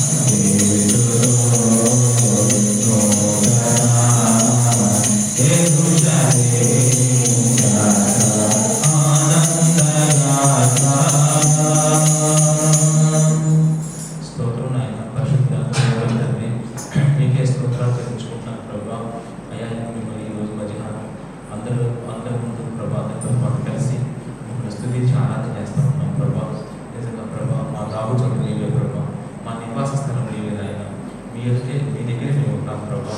సీయోనులో పరిశుద్ధంలోనే అయ్యా ఒక జనం కాపాడుకుంటారని చెప్పారయ్యా. అటు జనంలో నన్ను మమ్మల్ని పాత్రగా చేసినందుకే మీకు వందనాలు. ఆ జనంలో ప్రభా మీ దగ్గరే ఉండే కృపను నాకు ఇచ్చినందుకే మీకు స్తోత్రాలు. అంతేకాదు ఆ జనానికి మీరు ప్రామిస్ చేస్తున్నారయ్యా. మీరు ఎంత మాత్రం కూడా తండ్రి విడవని చెప్పారయ్యా తండ్రి. అవును ప్రభా తండ్రి. అయ్యా ఈ లోకంలో ఉన్న బాధలు భయాలు దిగుళ్ళు ఈ భూమి మీద మేము బ్రతికినంత కాలం అవి ఉంటానే ఉంటాయి ప్రభా. అందుకే ఎప్పుడు ఆ తండ్రిని ఉంటానే ఉంటాయి ప్రభా. కానీ మీరు ఇచ్చిన ప్రామిస్ ఎంత గొప్పది ప్రభా. మీరు ఏమాత్రం తండ్రిని విడవరు అంటే నిజంగా ప్రభా మాకు ప్రార్థన చేసే ఒక మంచి అలవాటు మాకు ఇచ్చావయ్యా. ఏ బాధ వచ్చినా ఏ కష్టం వచ్చినా అయ్యా ఇదిగో మాకు ఇచ్చిన అయ్యా ఇదిగో మంచి ఆయన కృప మొరపెట్టడం ప్రభా. అలా మొరపెడుతున్నప్పుడు మాకు ఇచ్చే సమాధానం బట్టి మా కన్నీళ్ళన్నీ తుడిచివేయబడతా ఉన్నాయి ప్రభా. విడవకుండా చేస్తున్నారు కన్నీడు అయ్యా. విడవకుండా కన్నీటి నుంచి కన్నీటికి ప్రభా మీరు అయ్యా ఇదిగో కాపాడుతున్నారు ప్రభా తండ్రి. కాలు జారిపోకుండా కాలును కాపాడుతూ ఉన్నారు. ఆ కన్నీరు విడవకుండా కన్నులను కాపాడుతూ ఉన్నారు ప్రభా. అయ్యా మీకు స్తోత్రాలు ప్రభా. అంతేకాదు ఆయన అయ్యా ఇదిగో ప్రభా మరి మాకు ఇచ్చిన అయ్యా మీ వాక్య సత్యాలు ప్రభా. వాక్యం చదువుకుంటున్నప్పుడు అలాగే ప్రభా మరి మీరు ఇచ్చిన స్వరం మేము వింటున్నప్పుడు ప్రభా మాకున్న సమస్యల పరిష్కారం మీరు చూపెడుతున్నప్పుడు నిజంగా మాకు కన్నీళ్ళు అనేవి విడవని చెప్పావయ్యా. అంతేకాదు ప్రభా మీ వాక్యానికి నాయన అనేక సార్లు ప్రభా అయ్యా అవిధేయులుగా ఉంటున్నాం ప్రభా. అవిధేయత అనేది మరి ఎక్కువగా మాకు కనపడతా ఉంది ప్రభా. అటువంటి పరిస్థితిలో కూడా నాకున్న జనం నేను ఏర్పాటు చేస్తున్న జనం వాళ్ళు విధేయులుగానే ఉండాలని చెప్పారు ప్రభా. అవును తండ్రి మా ప్రభా అయ్యా మరి ఆ యొక్క విగ్రహాలు ఆ బొమ్మలతో ప్రభా ఇక్కడి నుంచి వెళ్ళిపోవడం చెప్పేసి చెప్తారని ప్రభా. ఎంత గొప్ప విధేయులు ప్రభా. మీకు ఇష్టం లేదు ఏమీ వారి జీవితాలు ఉంచుకోరు. అందుకే వాళ్ళు కన్నీళ్ళు విడవరని చెప్పారయ్యా. ఆ ప్యాటర్న్లో మమ్మల్ని నడిపిస్తున్నందుకే మీకు వందనాలు. ఆ విధానంలో మమ్మల్ని తీసుకొస్తున్నందుకే మీకు స్తోత్రాలు. అందుబట్టి నేను ఎంతో స్తుతిస్తున్నాను ప్రభా. అట్లాంటి వ్యక్తుల పట్ల అట్లాంటి జీవితాల పట్ల అట్లాంటి మనుషుల పట్ల ప్రభా అయ్యా వాళ్ళ హృదయాల పట్ల మీరు చేస్తున్న కార్యాలు మరి గింజలకు కావాల్సిన వానిస్తానని చెప్పావయ్యా. అవును ఎన్నో వాగ్దానాలు ఇచ్చావు ప్రభా. అవన్నీ ఫలించాలయ్యా. మా ఆత్మీయ జీవితంలో భూమి రాబడి అయిన ఆహార ద్రవ్యములు ఇచ్చిన చెప్పారయ్యా. అవును మా హృదయం అనే పంట పండినప్పుడు నిజంగా ఎన్ని ఫలాలు ప్రభా. ఆహార ద్రవ్యాలకు విలువైతే అంతకంటే విలువైన ఆత్మ ఫలాలు పిలుస్తున్నారు. అవైతే విస్తారంగా మరి సార రసములు వెలువైన చెప్పావయ్యా.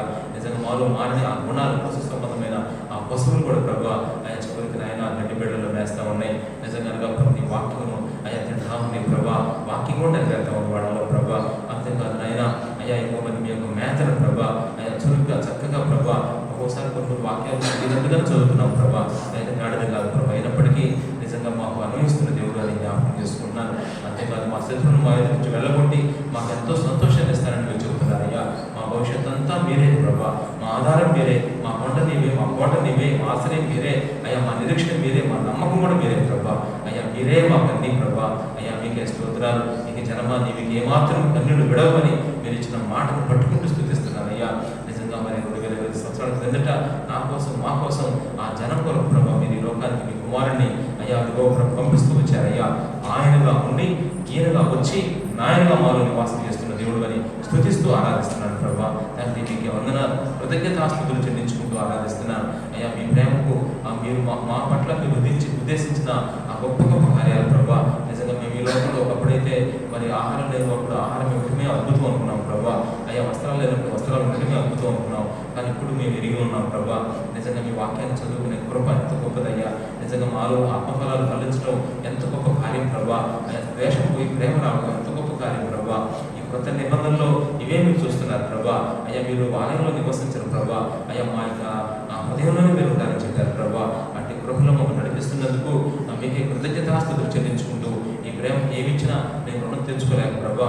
నేను కూడా అందరితో పాటు కలిసి హృదయపూర్వకంగా యేసుక్రీస్తు నామములో నా హృదయపూర్వకమైన ఆరాధన మీకే సమర్పిస్తున్నాను తండ్రి. ఆమేన్.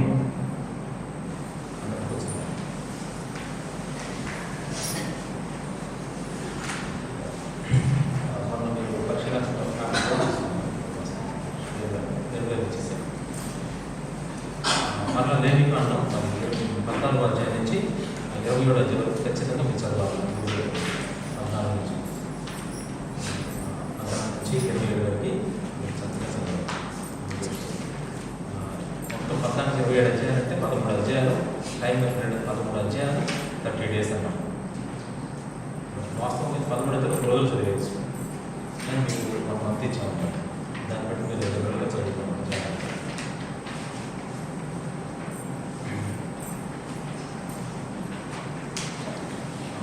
కొంచెం ఏంటంటే ఓటర్లకు వచ్చింది ఎవరో 9 మార్కులు ఎవరికి వచ్చినాయి?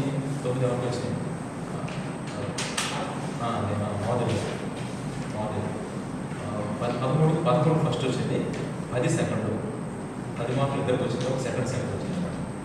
9 మహిళలు వచ్చింది, తర్వాత మోదీ వచ్చింది. జస్ట్ 2 మార్కులు మిస్ అయిపోయింది మోదీ.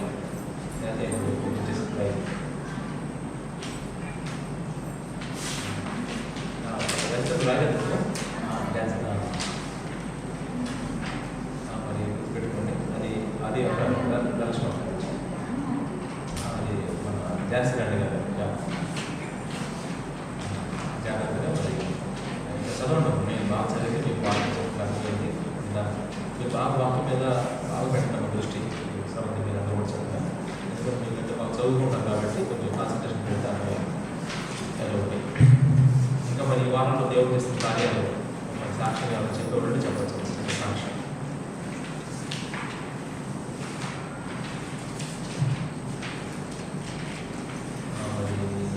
ఈ వారంలో చదువుకుంటున్న వాక్యాలు చక్కగా ప్రభు ఏం మాట్లాడుతున్నాడు, అలాగే ప్రభు ఎలా మనం కనిపిస్తున్నాడు, ఇది మనం తెలియకుంటాం.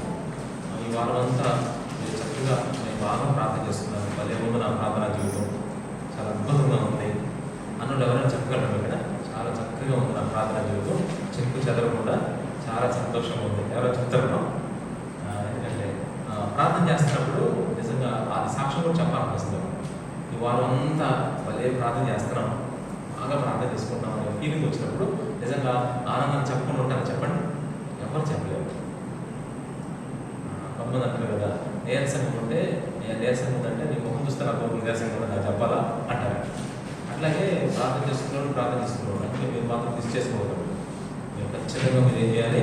ఆ జనంలో అన్యులు విడవలు జనంలో ఉండాలంటే మీరు ఖచ్చితంగా ఏం చేయాలి? ప్రార్థన ఖచ్చితంగా చేసుకోవాలి. ఈ వారంలో మీరు ఏమైనా సమస్యలు ఫేస్ చేశారనుకోండి, సమస్యలు మీరు ఎదుర్కొన్నప్పుడు వాక్యం చదువుకున్నప్పుడు పలానా సమస్య వచ్చింది, పలానా వాక్యం ద్వారా దేవుడు మాట్లాడి నన్ను ధైర్యపరిచాడు. సింపుల్గా ఎవరు చెప్పగలరు? ఎవరైనా ఈ వారంలో కొన్ని సమస్యల కోసం ప్రార్థన చేసుకున్నాను, అయితే ఈ సమస్యకు దేవుడు ఇలా మాట్లాడి నన్ను ధైర్యపరిచాడు అనేది ఎవరైనా క్లుప్తంగా చెప్తే చెప్పండి.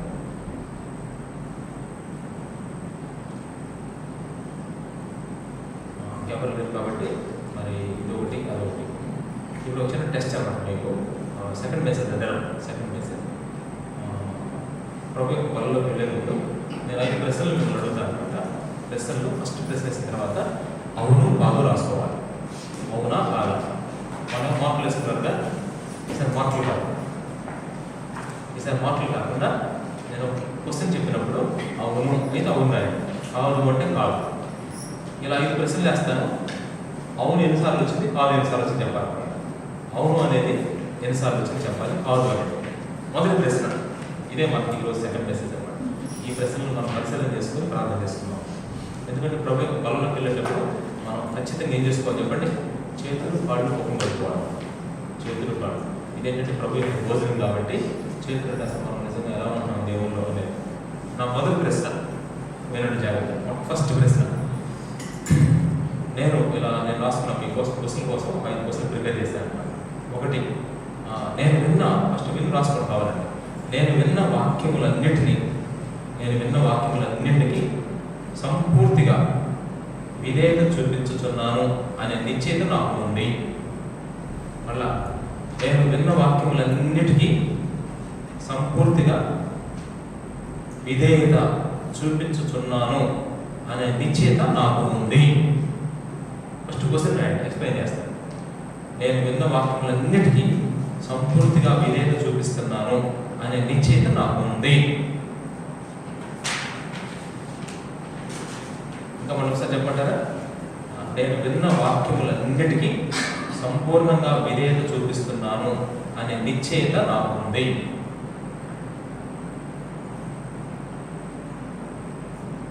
క్వశ్చన్ రాయండి, ఫస్ట్ ఆన్సర్ ఎలా రాయాలి చెప్తాను.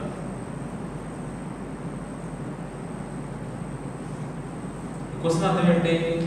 ఇప్పుడు నేను ఎన్నో వాక్యాలు చెప్తున్నాను కదమ్మా, చక్కగా మీరు రాసుకుంటారని చేస్తున్నారు. చెప్పినట్టుగా వాక్యం చెప్పినట్టుగా నేను పాటిస్తున్నాను అని నీ అంతరాత్మను ఒక్కసారి అడుగు, నీ ఆత్మను అడుగు, నీ మనస్సాక్షిని అడుగు. అవును నేను ఖచ్చితంగా పాటిస్తున్నాను, ఖచ్చితంగా నేను చెప్పగలను అని నీకు అనిపిస్తే అవును ఉండాలి. ఎక్కడన్నా నీకు అనిపించకపోతే కాదు ఉండాలి. అది నువ్వు రాసుకోవాల్సింది. దేవుని వాక్యాలు, దేవుని సేవకులు గారు నాకు ఎన్నో విషయాలు చెప్పిస్తున్నారు. చెప్పించినప్పుడు అన్నీ నేను ఖచ్చితంగా నేను వింటున్న వాక్యాలన్నిటి ప్రకారం జీవిస్తున్నాను, అలా పాటిస్తున్నాను అని ఎవరిని అడుగుతాను, నేను నీవు అడుక్కోవాలి. అవును పాటిస్తున్నాను, అవునంటే అవునంటే కాదండి కాదు. అర్థమైపోయింది మీకు? అవును కాదు. మొదటి ప్రశ్న అయిపోయింది. రెండవ ప్రశ్న, నేను విధేయత చూపించి లోబడిన తర్వాత ఆశ్రయింపబడిన వాక్యం ఏదైనా ఉందా? మళ్ళా చూడండి, నేను విధేయత చూపించి లోబడిన తర్వాత ఆశ్రయింపబడిన వాక్యం ఏదైనా ఉందా? అవసరం తప్ప మళ్ళీ మీకు చెప్తాను, ఎక్స్ప్లెయిన్ చేస్తాను. నేను విధేయత చూపించి లోబడిన తర్వాత ఆశ్రయింపబడిన వాక్యం ఏదైనా ఉందా? క్వశ్చన్ యాడ్ చెప్తాను, దీనికి ఎక్స్ప్లెనేషన్ చెప్తాను.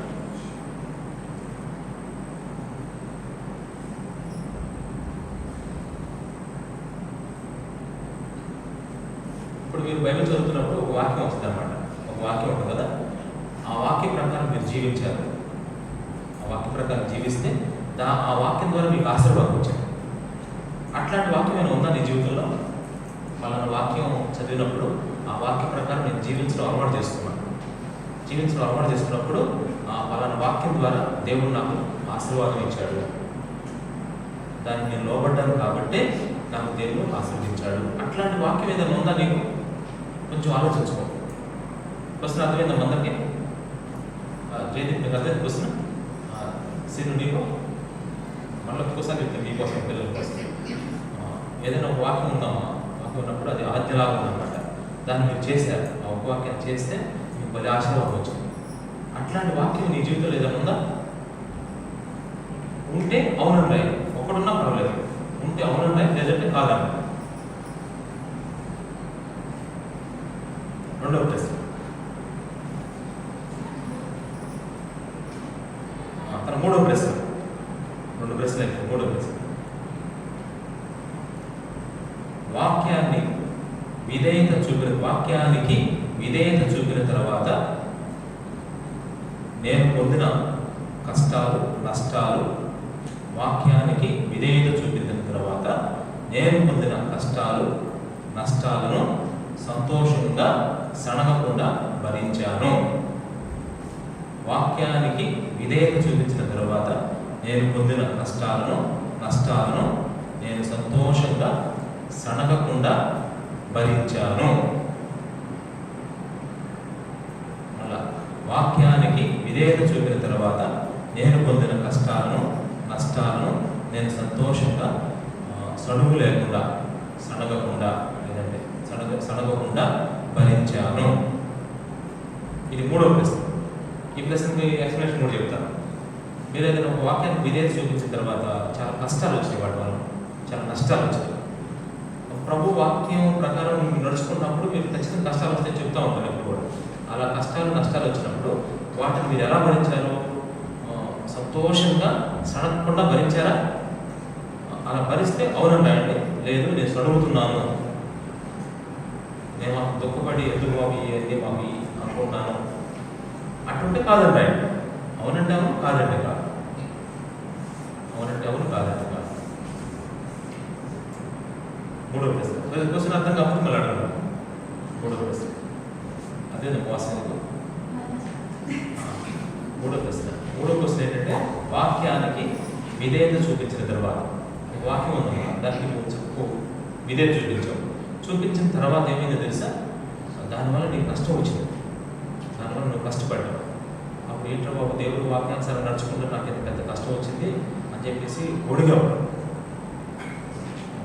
ఒక్కోసారి వణకుండా సంతోషంగా భరిస్తేనేమో అవునంటారు, ఒడుగుతున్నాను నేను సంతోషంగా దుఃఖం ఏముందంటే కాదంటారు. అదే నేను రచిత నీకు 3. నెక్స్ట్ 4. నా విధేయత ద్వారా ఇతరులకు మాదిరి చూపించే లక్షణం ఏదైనా నాలో ఉందా?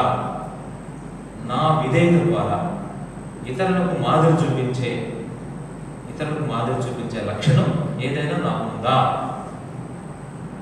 మళ్ళా చూడండి, 4వ విషయం. ఇప్పుడు దేవుడు ఏదైనా ఒక మాట చెప్తే నువ్వు ఇదే చూపిస్తున్నావు, ఇతరులు చూసి అబ్బా రవి చూడు నిజం భలే పాటిస్తున్నాడు, ఈ విషయం నేను కూడా చేస్తే బాగుండు అని ఇతరులు ఇన్స్పిరేషన్ అయ్యే లక్షణం నీలో ఉందా? ఏమన్నా నిన్ను చూసి ఇతరులు ఏదైనా మంచి విషయం నేర్చుకోవచ్చా? అట్లాంటి లక్షణం నీలో ఏదో ఉందా? మళ్ళా చెప్తున్నా, 4వ వస్తువు, నువ్వు దేవునికి విధేయత చూపించడం ద్వారా ఇతరులు నేను చూసి ఇన్స్పైర్ అయ్యి అబ్బా నేను కూడా ఇలా చేస్తే బాగుంటుంది అనేది ఏదైనా ఉందా నీలో? ఉంటే అవునంటాయి, లేదంటే కాదంటాయి. అవును కాదు. 4వ వస్తుంది అర్థమైంది కదా? ఇది కూడా 4వ వస్తుంది. ఇంకెవరికైనా అర్థమైంది మందరికి? Next 5th question, last question. మనం ప్రార్థన చేసుకుని బొబ్బైలు బాగా పెట్టుకోవాలి. వాక్యాన్ని బట్టి నాకంటే తక్కువ స్థాయి వయసులో ఉన్నవాళ్ళు, వాక్యాన్ని బట్టి నాకంటే తక్కువ వయసులో, వాక్యాన్ని బట్టి నాకంటే తక్కువ వయసులో ఉన్నవాళ్ళు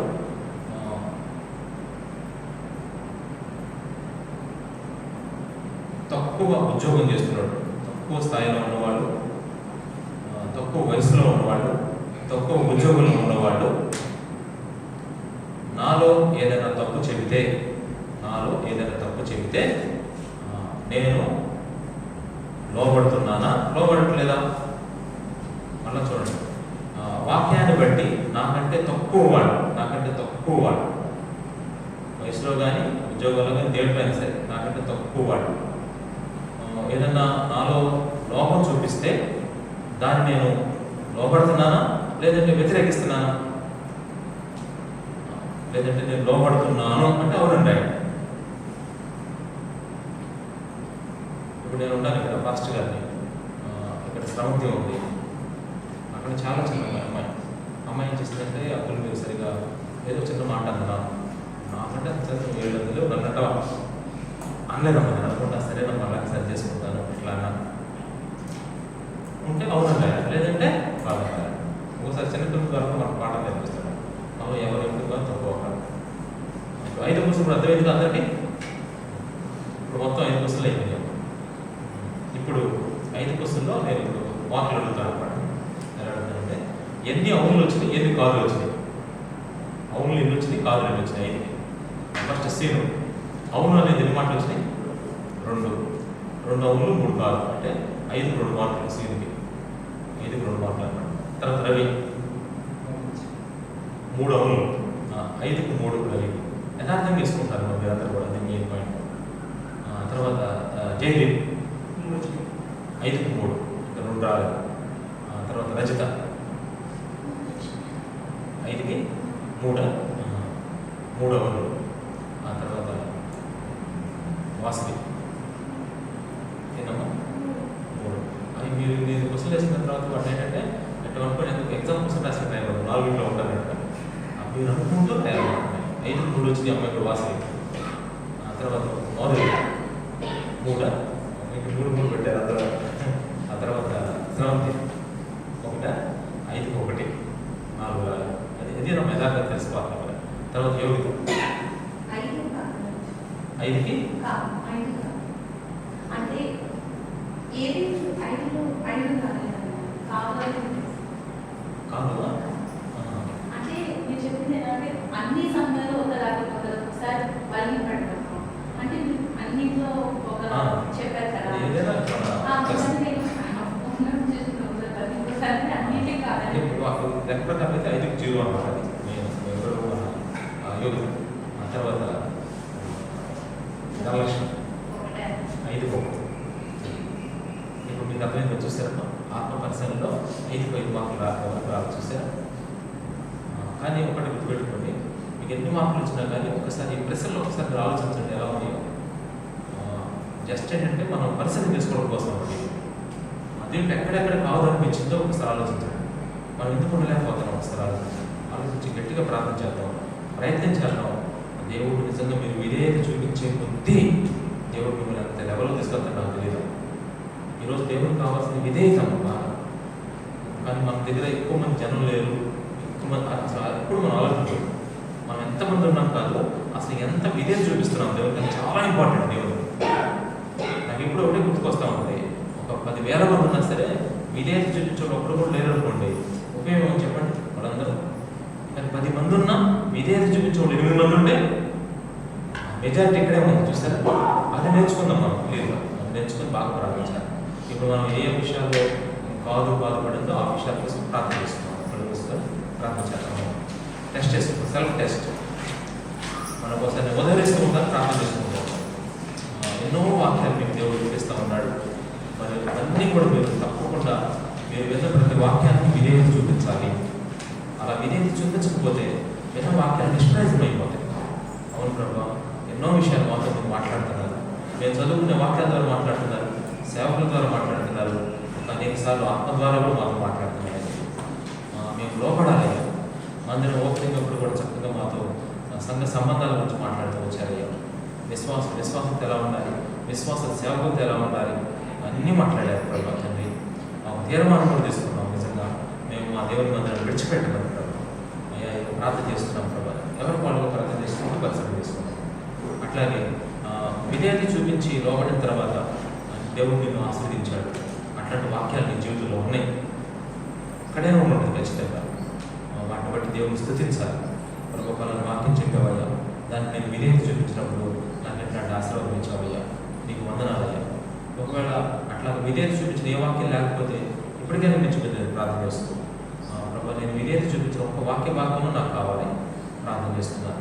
వాక్యానికి విధేయత చూపిన తర్వాత ఏదైనా నువ్వు కష్టం నష్టపడినా కానీ నిజంగా నువ్వు సడకుండా మరి ఎక్కడ గొడవకుండా సంతోషంగా దాన్ని భరిస్తున్నావు. నిజంగా నిన్ను బట్టి నేను ఎంతో దేవుని స్తుతిస్తున్నాను. దీనికి మౌనం అని రాసుకున్న వాడు నిజంగా దేవుడు మిమ్మల్ని ఆశీర్వదిస్తాడు. ఎంత కష్టం వచ్చినా ఎంత నష్టం వచ్చినా మీరు ఎక్కడ సడకుండా ఒకవేళ దేవుడి కోసం ఏదైనా చేయాల్సి వచ్చినా సరే బాధపడకుండా దిగులు పడకుండా దేవునికి అప్పగించి చేయగలిగిన ప్రతి పని మీరు చేస్తున్నందుకు సంతోషిస్తూ దేవుని స్తుతించండి. అలా లేకపోతే అలా ఉండడానికి ప్రార్థన చేస్తుంది. అట్లాగే నువ్వు దేవుని పట్ల దేవునికి లోపడటం ద్వారా ఇతరులకు మాదిరి, అది పలానా రవి చూసి నేను ఇది నేర్చుకుంటున్నాను, జైదీప్ని చూసి ఇది నేర్చుకుంటున్నాను, అలా ఇన్స్పిరేషన్ ఉండాలి ఇతరులకు. అలా కొన్ని విషయాలు నేను ఇతరులకు మోటివేషన్గా ఉంటాను అని అంతరాత్మ చెప్తే ఖచ్చితంగా దేవుని స్తుతించు. ఏ విషయాలు ఇంకా లేవో దాన్ని పరిశీలన చేసుకొని ముందుకెళ్ళు. అంతేకాదు నీకంటే తక్కువ వాళ్ళు కూడా ఏదైనా తప్పు చెప్తే నీలో వాళ్ళ మీద విసుకోకూడదు, వెంటనే సరి చేసుకునే కొద్ది ఉండాలి.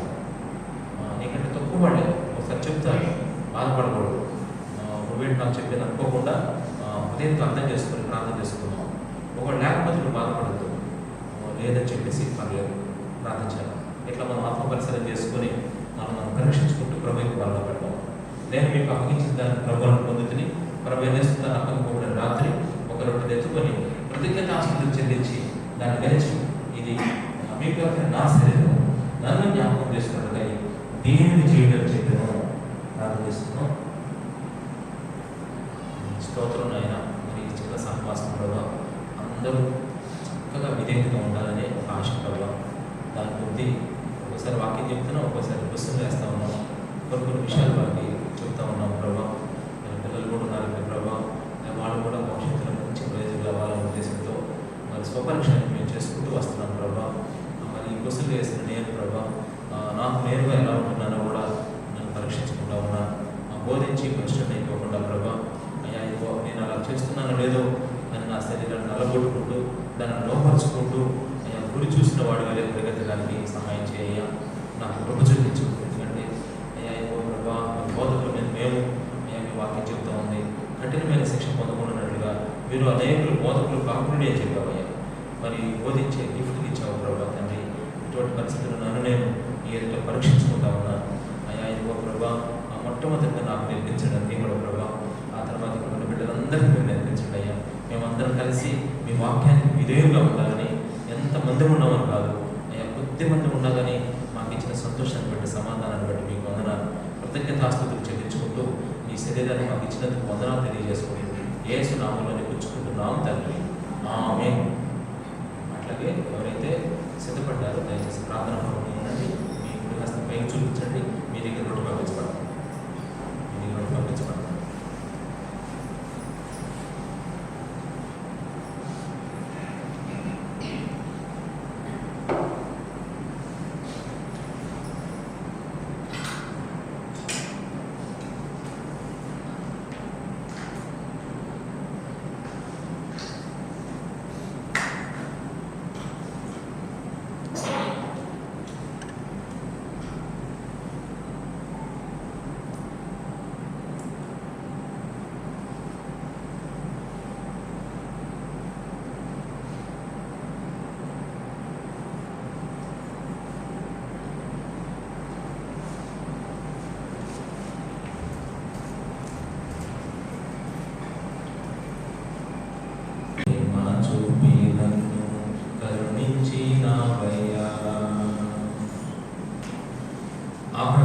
భోజనం అయిపోయిన ఆయన పాత్ర ఎదురు ఈ పాత్ర నా రక్తంగా నిబంధన మీరు దేవుని పాత్రల నన్ను జ్ఞాపకం చేసుకున్నదై దేవుని చేయడం చెప్పను అర్థం చేసుకుందాం.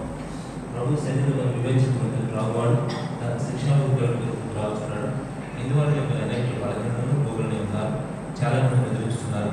అయితే మనల్ని మనమే విమర్శించుకున్న తీర్పు పొందకపోవడము. స్తోత్రం ఆయన పరిశుద్ధ ప్రేమగా తండ్రి మీకు స్తోత్రాలు. ఈ సమయంలో మనల్ని పరీక్షించుకుంటూ ఉన్నాం ప్రభా. మీరే అనేది ఆయన ఎంత ప్రాముఖ్యమో ప్రభా. మీరే ఎన్నోసార్లు వాక్యాలు చెప్పారయ్యా. బుద్ధిహీనులు అర్పించినట్లుగా బలుడు అర్పించడం కంటే మాట వినుట శ్రేష్టమని చెప్పారయ్యా. అదే మీకు సంతోషం అని చెప్పారయ్యా. ఆజ్ఞను వైకుంట ఆ విషయంలో మీరు ఎంతో సంతోషిస్తారు ప్రభా. మా పితరులు అలా వెళ్ళకపోయారయ్యా. వెన్ను వారిలో అబ్రహాము ఉన్నారు, ఇస్సాకు, యాకోబు, అయ్యాయిగో మరి సమూయేలు, దానియేలు, అయ్యాయిగో మరి మోషే ప్రభా, దావీదు, మా పితరులందరూ నిజంగా విధేయత చూపించి విధేయత ద్వారా ఎన్నో కార్యాలు జరిగించారయ్యా విశ్వాసంతో. అలాగే మేము కూడా అలా విశ్వాసం విధేయతలతో ఎన్నో కార్యాలు ఈ లోకంలో మీ తరఫున మీ పక్షాన్ని చేయాలని ఆశపడతా ఉన్నాం.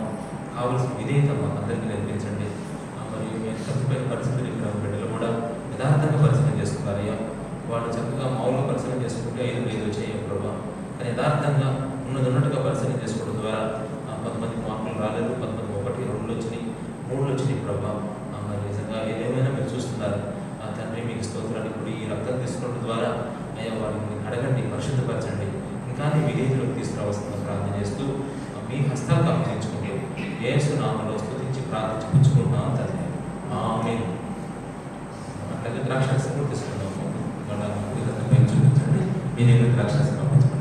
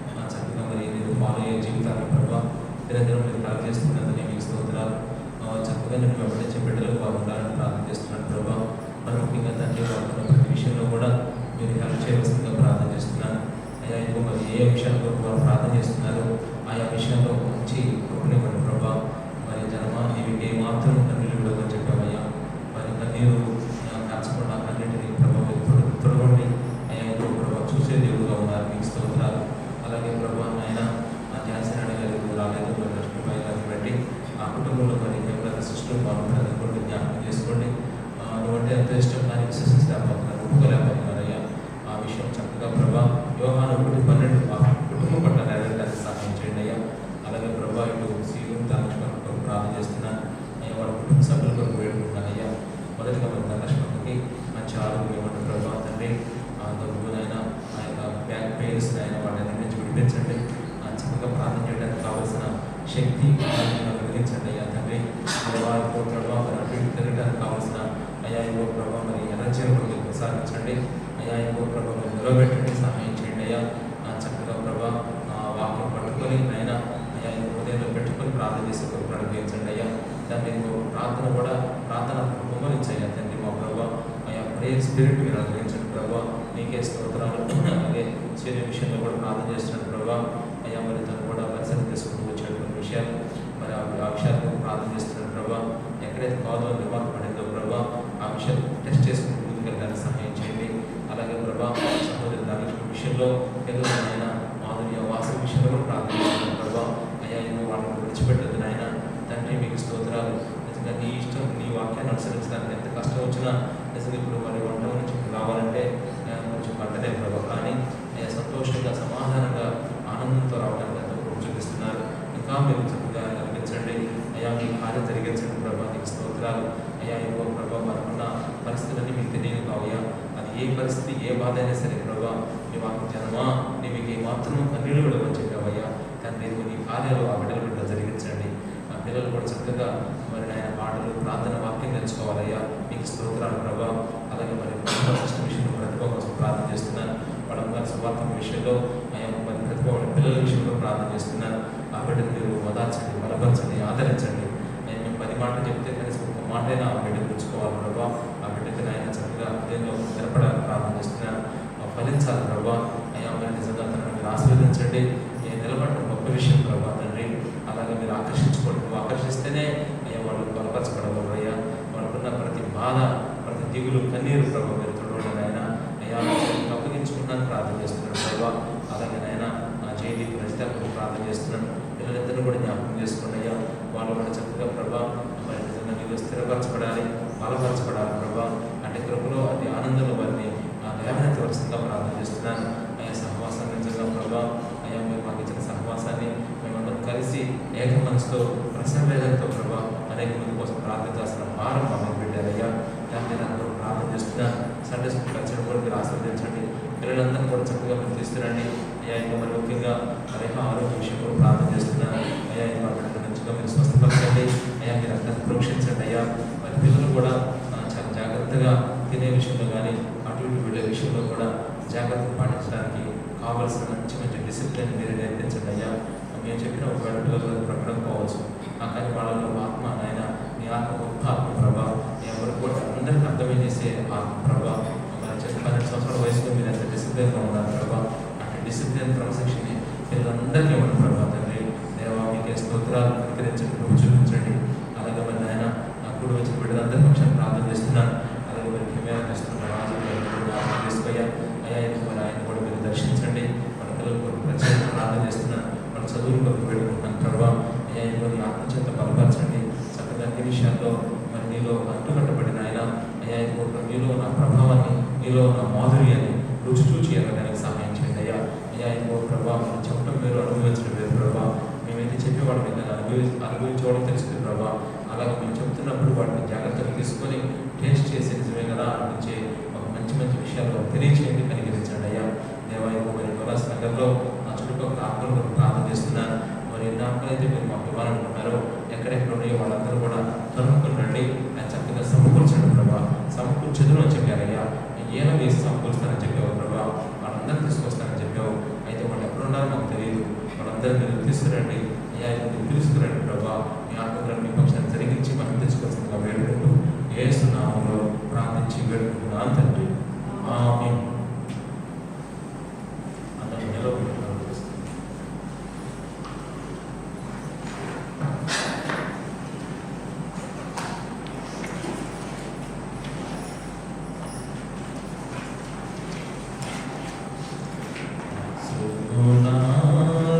సంపన్నుడా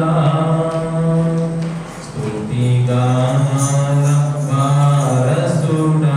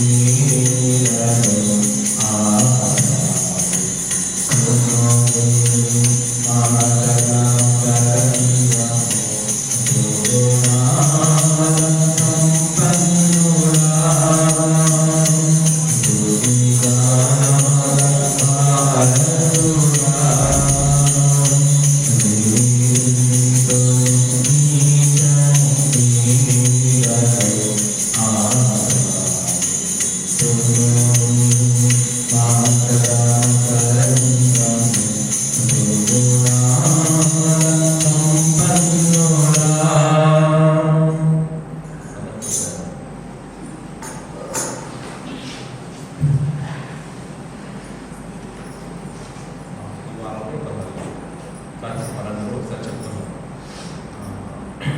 వారంలో శుక్రవారం ప్రార్థన అనేది జరగడం.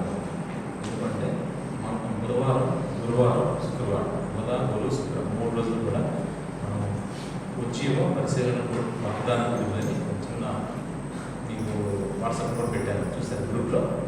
ఉజ్జీవ పరిశీలన వాగ్దాన కోడికలు అని చెప్పేసి ఆ కోడికలు పేరు పెట్టడం జరిగింది.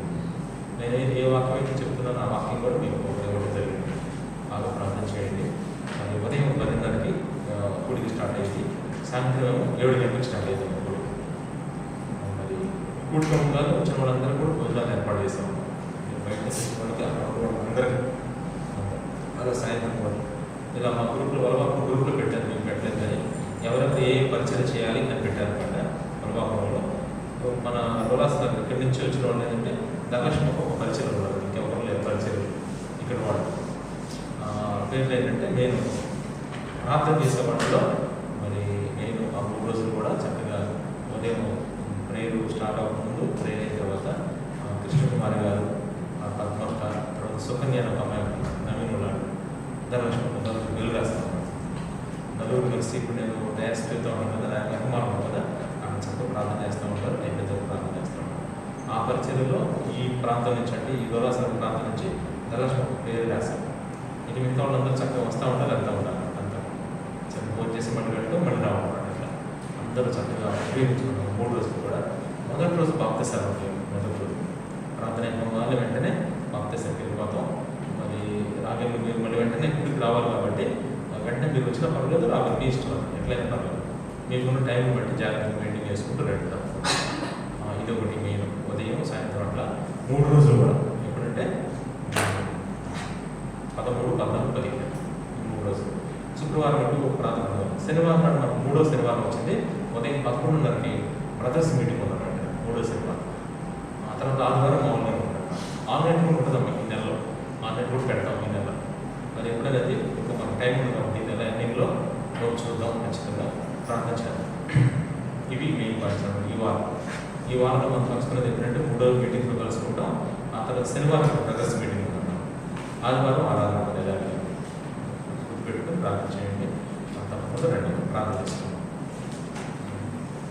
బాప్తిసాల గురించి కూడా ఆ రోజు అన్ని విషయాలు క్లియర్గా చెప్పేస్తున్నాం.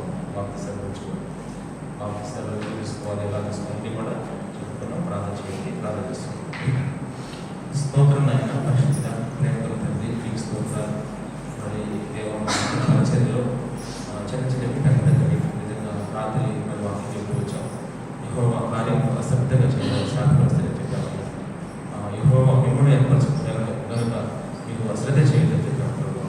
అలా ప్రతి ఒక్కరు కూడా ఇప్పటికే సిద్ధపడుతూ వచ్చారు. ఎవరి పనులు వాళ్ళు చక్కగా చేసుకుంటారు కానీ మనందరూ బట్టి నేను ఎంతో స్తోత్రాలు. మరి ఇక్కడ కూడా ప్రభావం మరి బిడ్డలు కూడా ఇక్కడి నుంచి రావాలి. మరి వేరే కలిసి పెట్టుకుని చక్కగా మరి ఉదయం సాయంత్రం రావాల్సిన పరిస్థితి మరి ఎలా సిద్ధపడతారో మరి నాకు తెలియదు, కానీ మీకు అభివృద్ధి ప్రభావం మరి చక్కగా ఇచ్చిన పరిచయం నమ్మకంగా చేసి ముందుకెళ్ళడానికి ఎవరు అందరూ కూడా అక్కడే ఉండడానికి సహాయం చేయండి. చక్కగా స్టే చేసి ఆయన చక్కగా ఉండి 2 పూటలు కూడా ప్రార్థన చేసుకోవడానికి గుర్తు చూపించండి, బలపరచండి. ప్రతి ఒక్కరిని మీ చేతులకు అప్పగించుకుంటాను. చిన్న కానుకలు మీరు ఆశీర్వదించండి. మా అందరికీ ఆశీర్వాదంగా ఉంచి దీవించి మళ్ళీ మీ మిత్రులుగా మాత్రం గురించి మీరే మహిమ కీర్తి ప్రభావం తెచ్చుకోవాల్సిందిగా ప్రార్థిస్తూ కానుకలు అయిన తండ్రి ఎవరికి రావాల్సిన ప్రతిఫలం వారికి అనుగ్రహించండి. 128వ కీర్తన మొదటి 3 వచనాలు వారి పట్ల మీరు నెరవేర్చి మీ నామకు మనం తెచ్చుకోవాల్సిందిగా ప్రార్థిస్తూ యేసు నామములో ప్రార్థించి వేడుకుంటున్నాను తండ్రి, ఆమేన్. మన తండ్రి అయిన దేవుని ప్రేమ, కుమారుడు యేసుక్రీస్తు యొక్క కృప, పరిశుద్ధాత్మ యొక్క నిత్య సహవాసం మనందరికీ సదాకాలం తోడై ఉండి నడిపించును గాక. ఆమేన్.